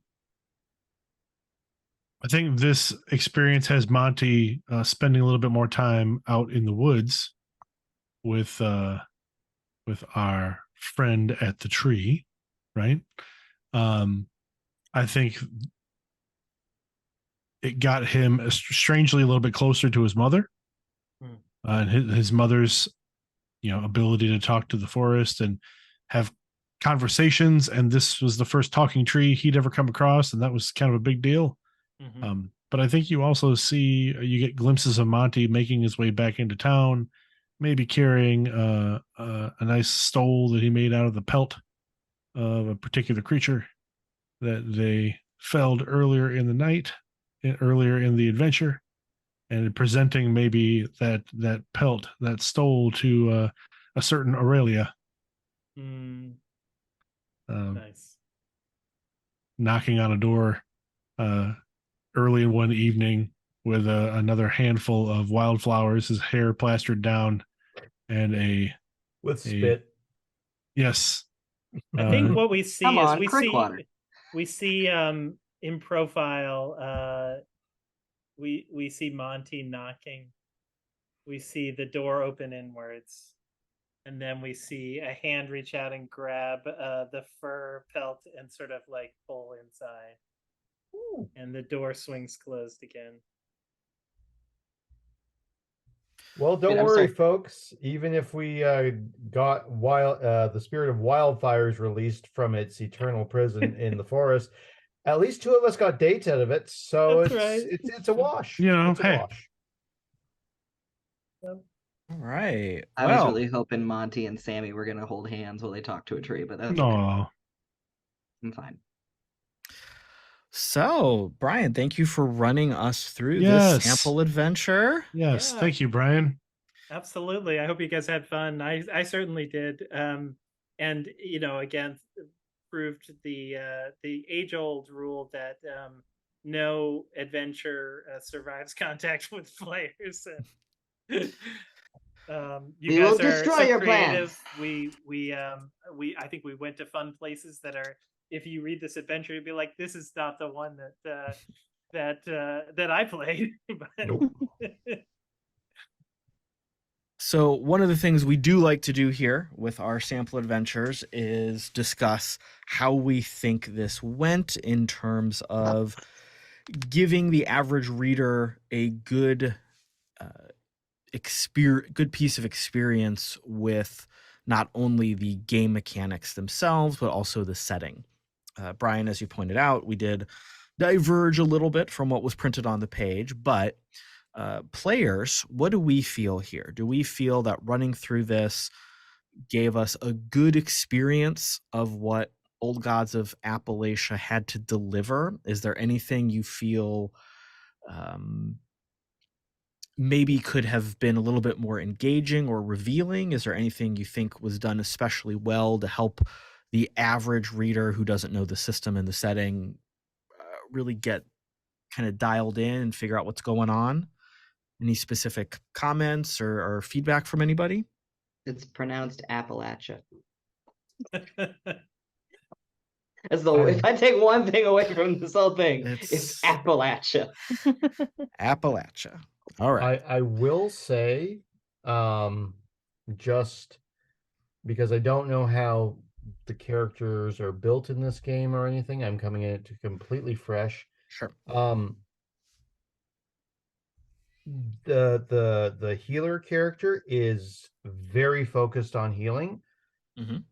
I don't even have a belt knife to attack anyone with. That's why I Buddy. immediately just went, okay, wolf time, because that's the only way I can meaningfully impact this fight. Sure. Now, maybe, in a campaign, maybe that'll change. I don't know what the hard and fast, druids can't have metal weapons is what I'm kind of having in my head. Yeah, I am very focused on healing, which is great. I would love to heal everybody. That didn't come up, which is fine. But yeah, if I was running this again, I would need a little bit more flexibility in the character design. Okay. That's just my note. Do you feel that if the well, actually, let me back that up before I ask that question, Brian. So these characters that we played with tonight, these were the pre-generated characters that came with this sample adventure and the book itself, right?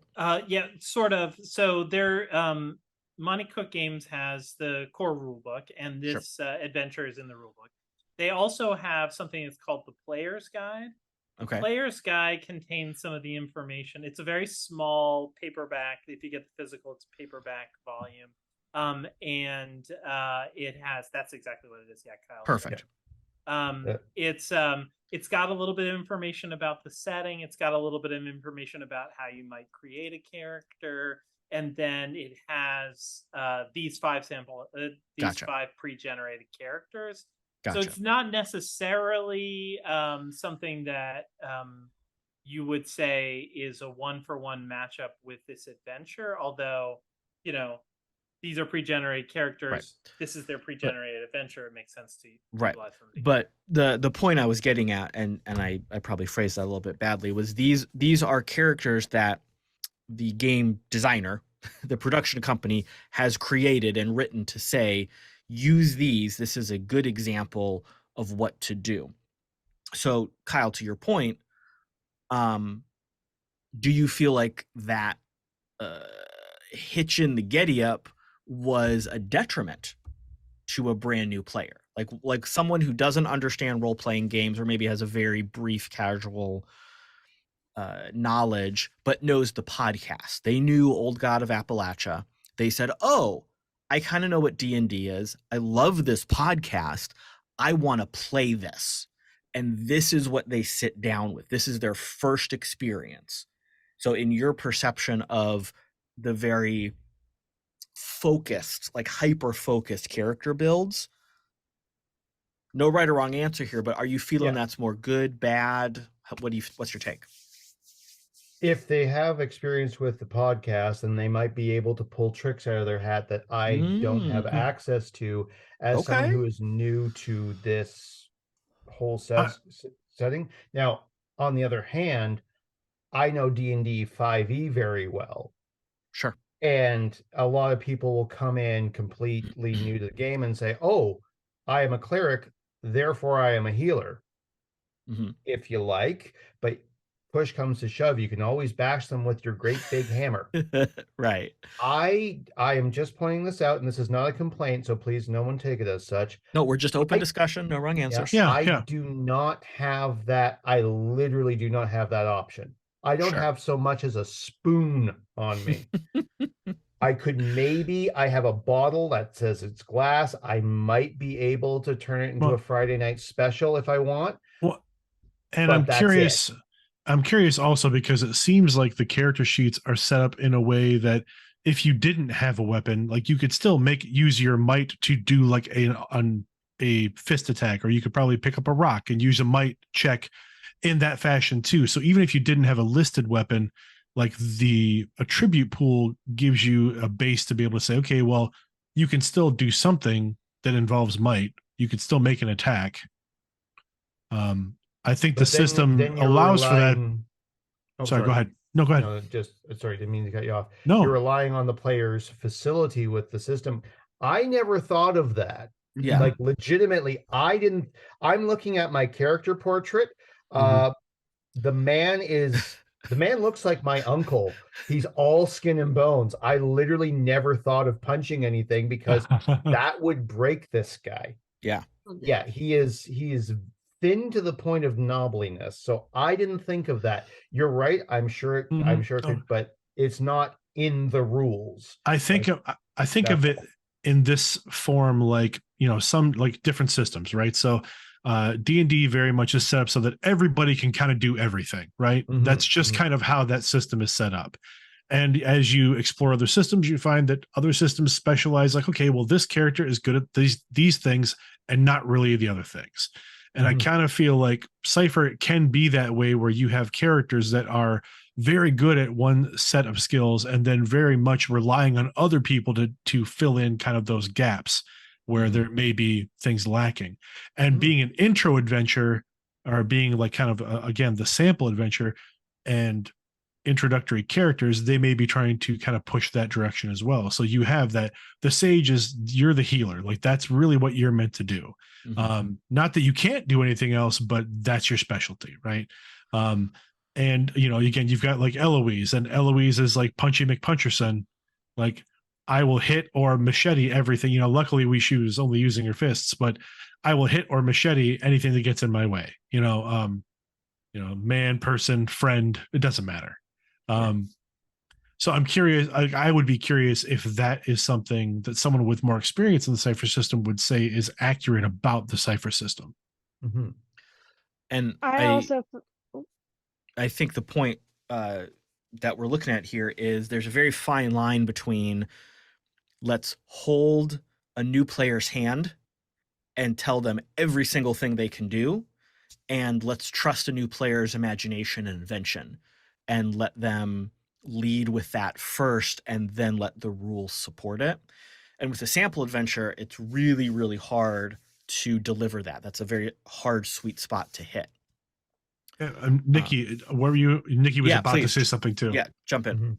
I was just gonna say I felt like my character was also built very much for one or two things, which was fighting and a little bit talking. And I was kind of hoping there would be at least a second combat encounter that I could have showcased those skills on. As it was, I punched 3 friends and no foes.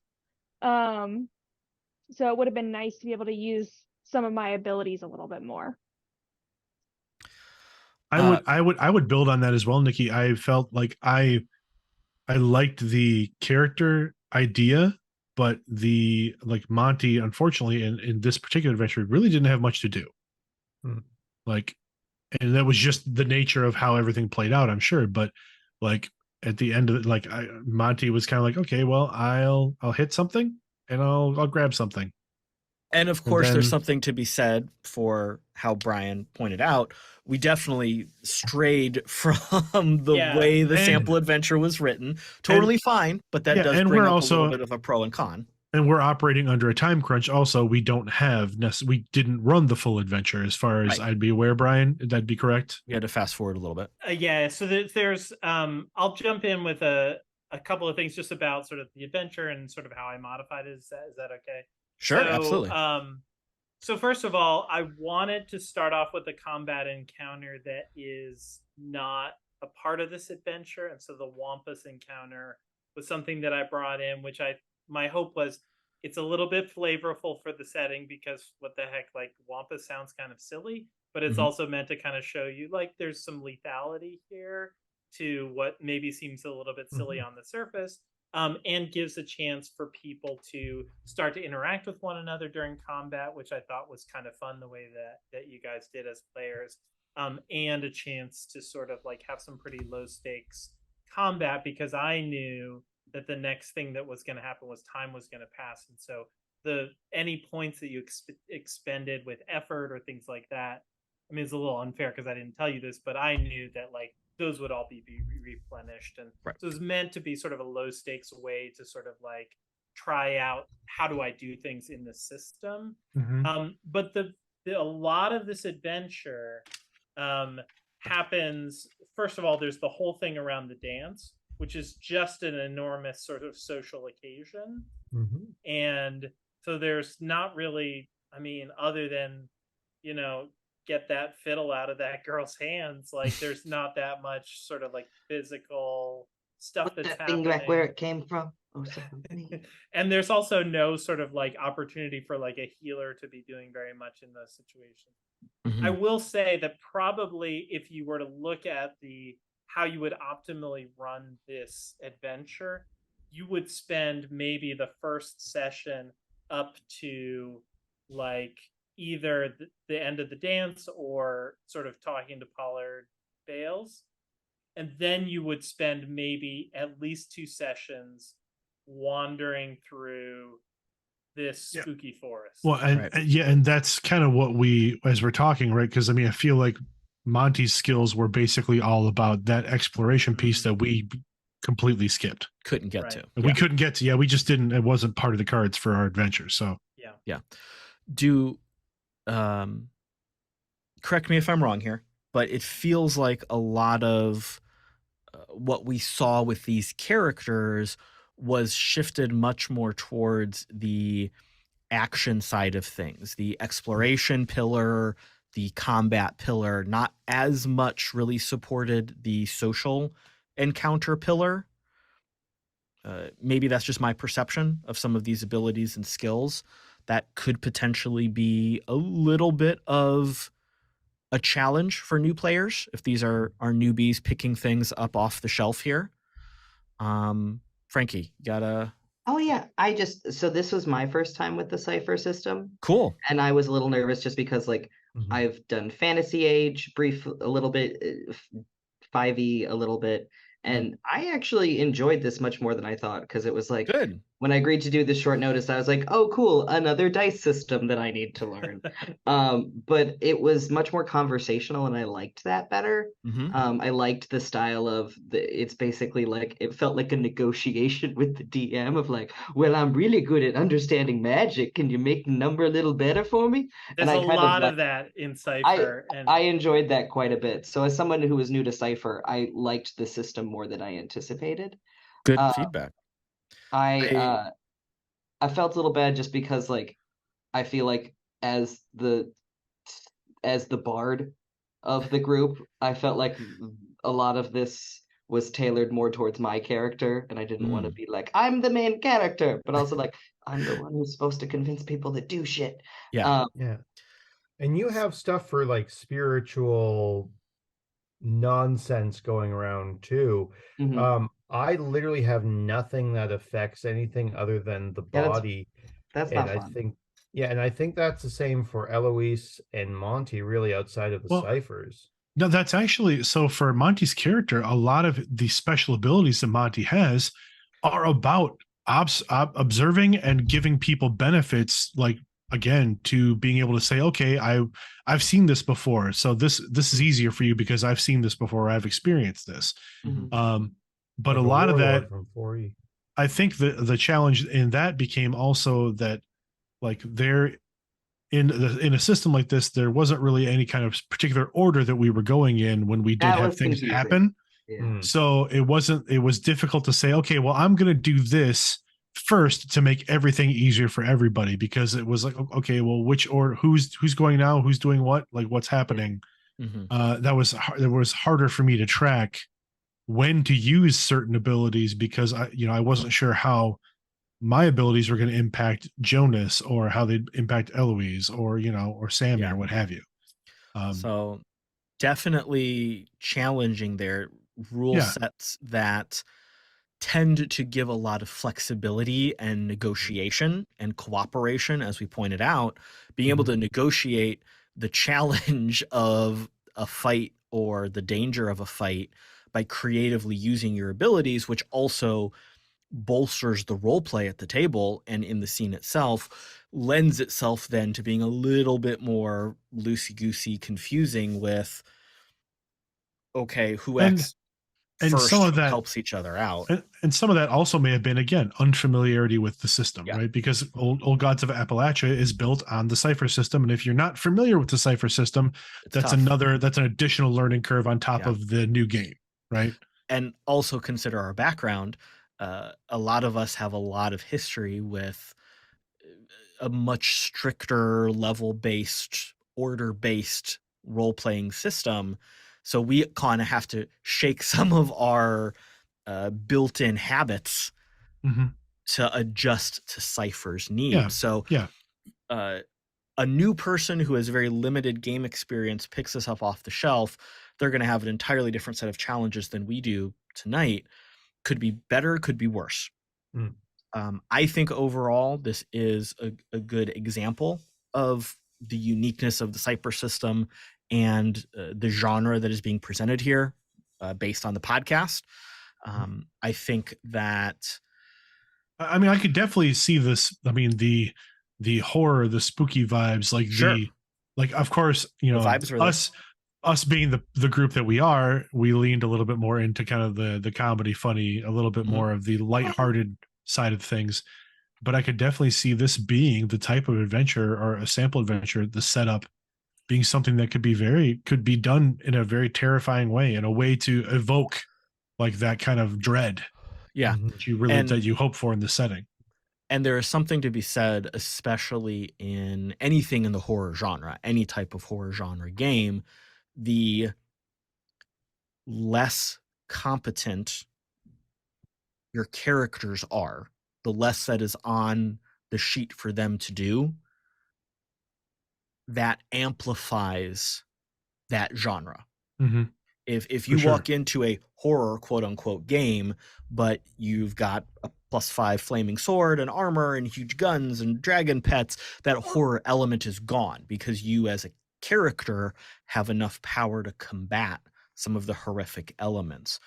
Cypher system here gave us very talented characters to play with, but also highlighted their lacking and Mhm. highlighted their weaknesses to a point, which helped us in those moments where we did need to dial up the tension and the drama, say, oh, this is something I really can't do. Kyle, you pointed that out several times. If there were not other players in the game with you, or if there was only 2 other players and neither of them had picked the quote unquote right character to help you out in that moment, that horror genre really could have been ramped up to a much better degree. So I think it's a sample adventure goes. This is a really solid example. Mhm. I think there's some gaps here and there, but that's typical for any sample adventure. You can't cover every single thing. You can't play to every single new player's home field advantage, so Yeah. to speak. So all of that being said, I think we all had a great time. I think we had fun with the setting. I think we certainly fulfilled the RPG Academy motto. I think we had fun, so we did it right. Absolutely. That's And right. I was going to bring us to that conclusion, so you got us there early. We can take a break. Sorry, Caleb. It's all right. He's Thank not you, sorry. everybody. He's not. I know. If him I well can enough. just weigh in one quick thing, I know Please. you're wrapping Yeah, up, sure. but just I think I like this adventure. I think it's there's a lot of things that you can allow to breathe. I don't think that thinking of it as a one shot, like I was very motivated to make this a one shot because Mhm. that's what we're doing here. Right. But I think that it doesn't necessarily advertise itself of how long it is. And I think that thinking of it as a sample adventure that's really like a 3 to 4 session adventure is probably I don't think it would solve the problem necessarily that Kyle brought up, although I do think that over an arc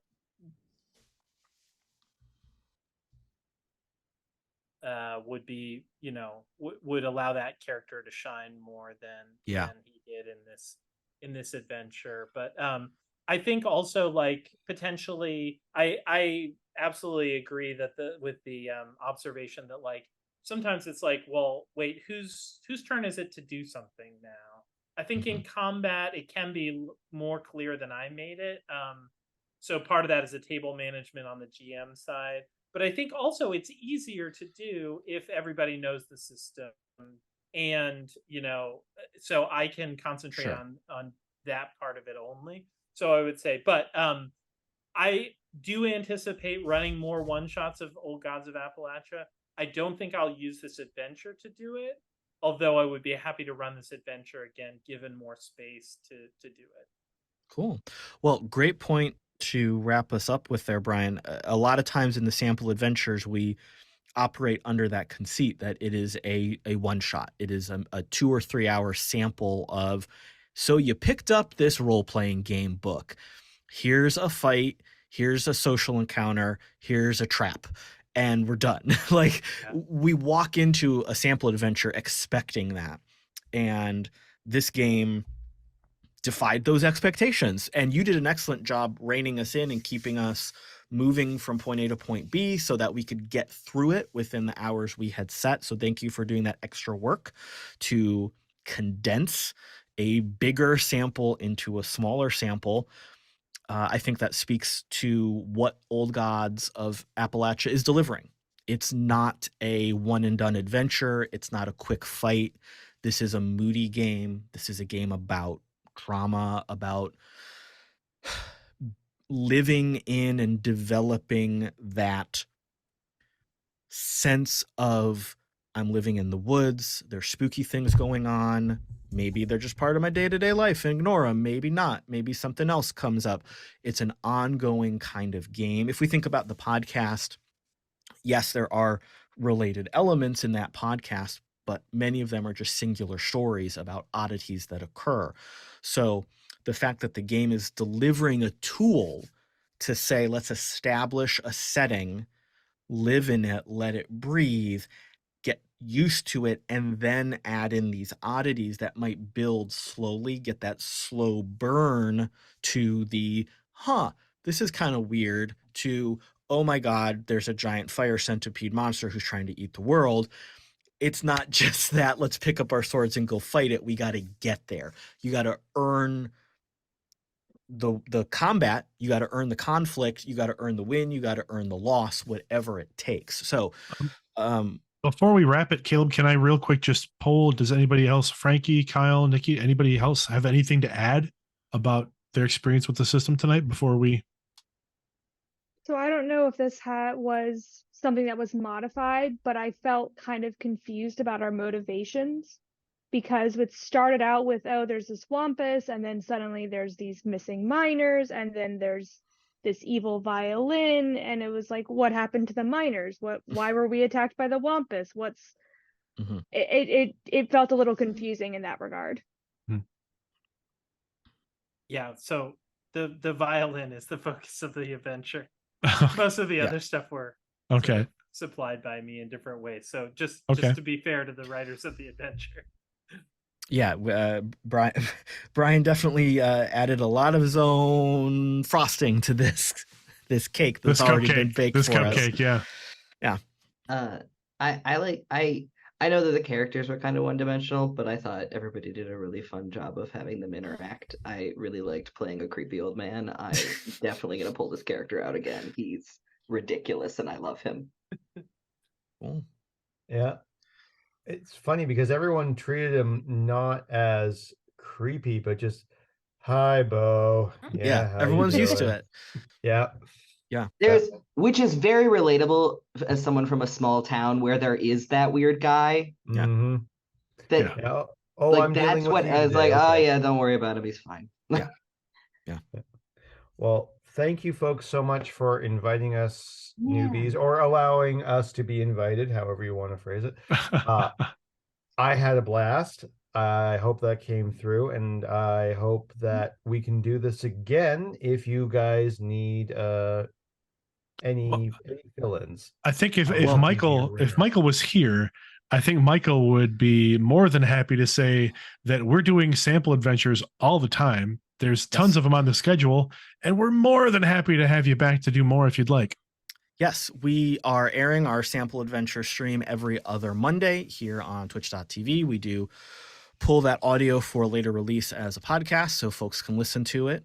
For anybody out there who is watching or listening, if you want to jump in on this, get a hold of us via the RPG Academy Discord. And we have multiple channels dedicated to the sample adventure concept. And we have a big old Excel document out there that always confuses dates with what we're trying to do, but eventually we fight through it, and we have a list of all the games that are out there, people that are potentially willing to lead these games for us or sign up to play these games as alternates. Yeah. So that's another thing. If you have a game that you'd like to run as a sample adventure that you'd like, that maybe you bought it and you haven't gotten to play it with people yet, like we're always looking for new people to run new games as well. yes, So, I also am just sensing that if the other Michael was here, he would say he's the superior Michael. I don't know where that's coming from. I just am feeling it in my body and soul. He's the original Michael. yeah. I'm but like, we have, shadows are talking to you again. we have many Michaels here in the RPG Academy. So yeah, Michael is like, Michael's like original Michael, and then I end up being like new Michael. Are you? So like I'm like the Michael that came out in the like late 80s, early 90s that everyone turned to from it. There was like, you know what, we want the original Michael back. Yeah, bring back Mike Original. And you know what? If you want to hang out with all of the Michaels, check out Catacon, which is coming up this November, the 3rd through the 5th at the Dayton Convention Center. At the time of recording, at the time of playing this, August 14th, on August 15th, 3 p.m. Eastern time, the Kickstarter will be going live. If you're listening to this after the fact, the Kickstarter is going to run for about a month, and then tickets, badges will be available after that as well. But we do love to have your participation early on. It helps us get a lot of advertising out there in the algorithms. Come on down, meet all of the Michaels, play Old Gods of Appalachia, do whatever you want. We're going to have a great time. Thank you, everybody, for watching. Thank you for listening. Thank you for playing. Loved having all of you here. Welcome to the RPG Academy. Please jump into games in the future. And as we say here to say goodnight, if you had fun, you did it right. Thanks, everybody. We'll see you next time.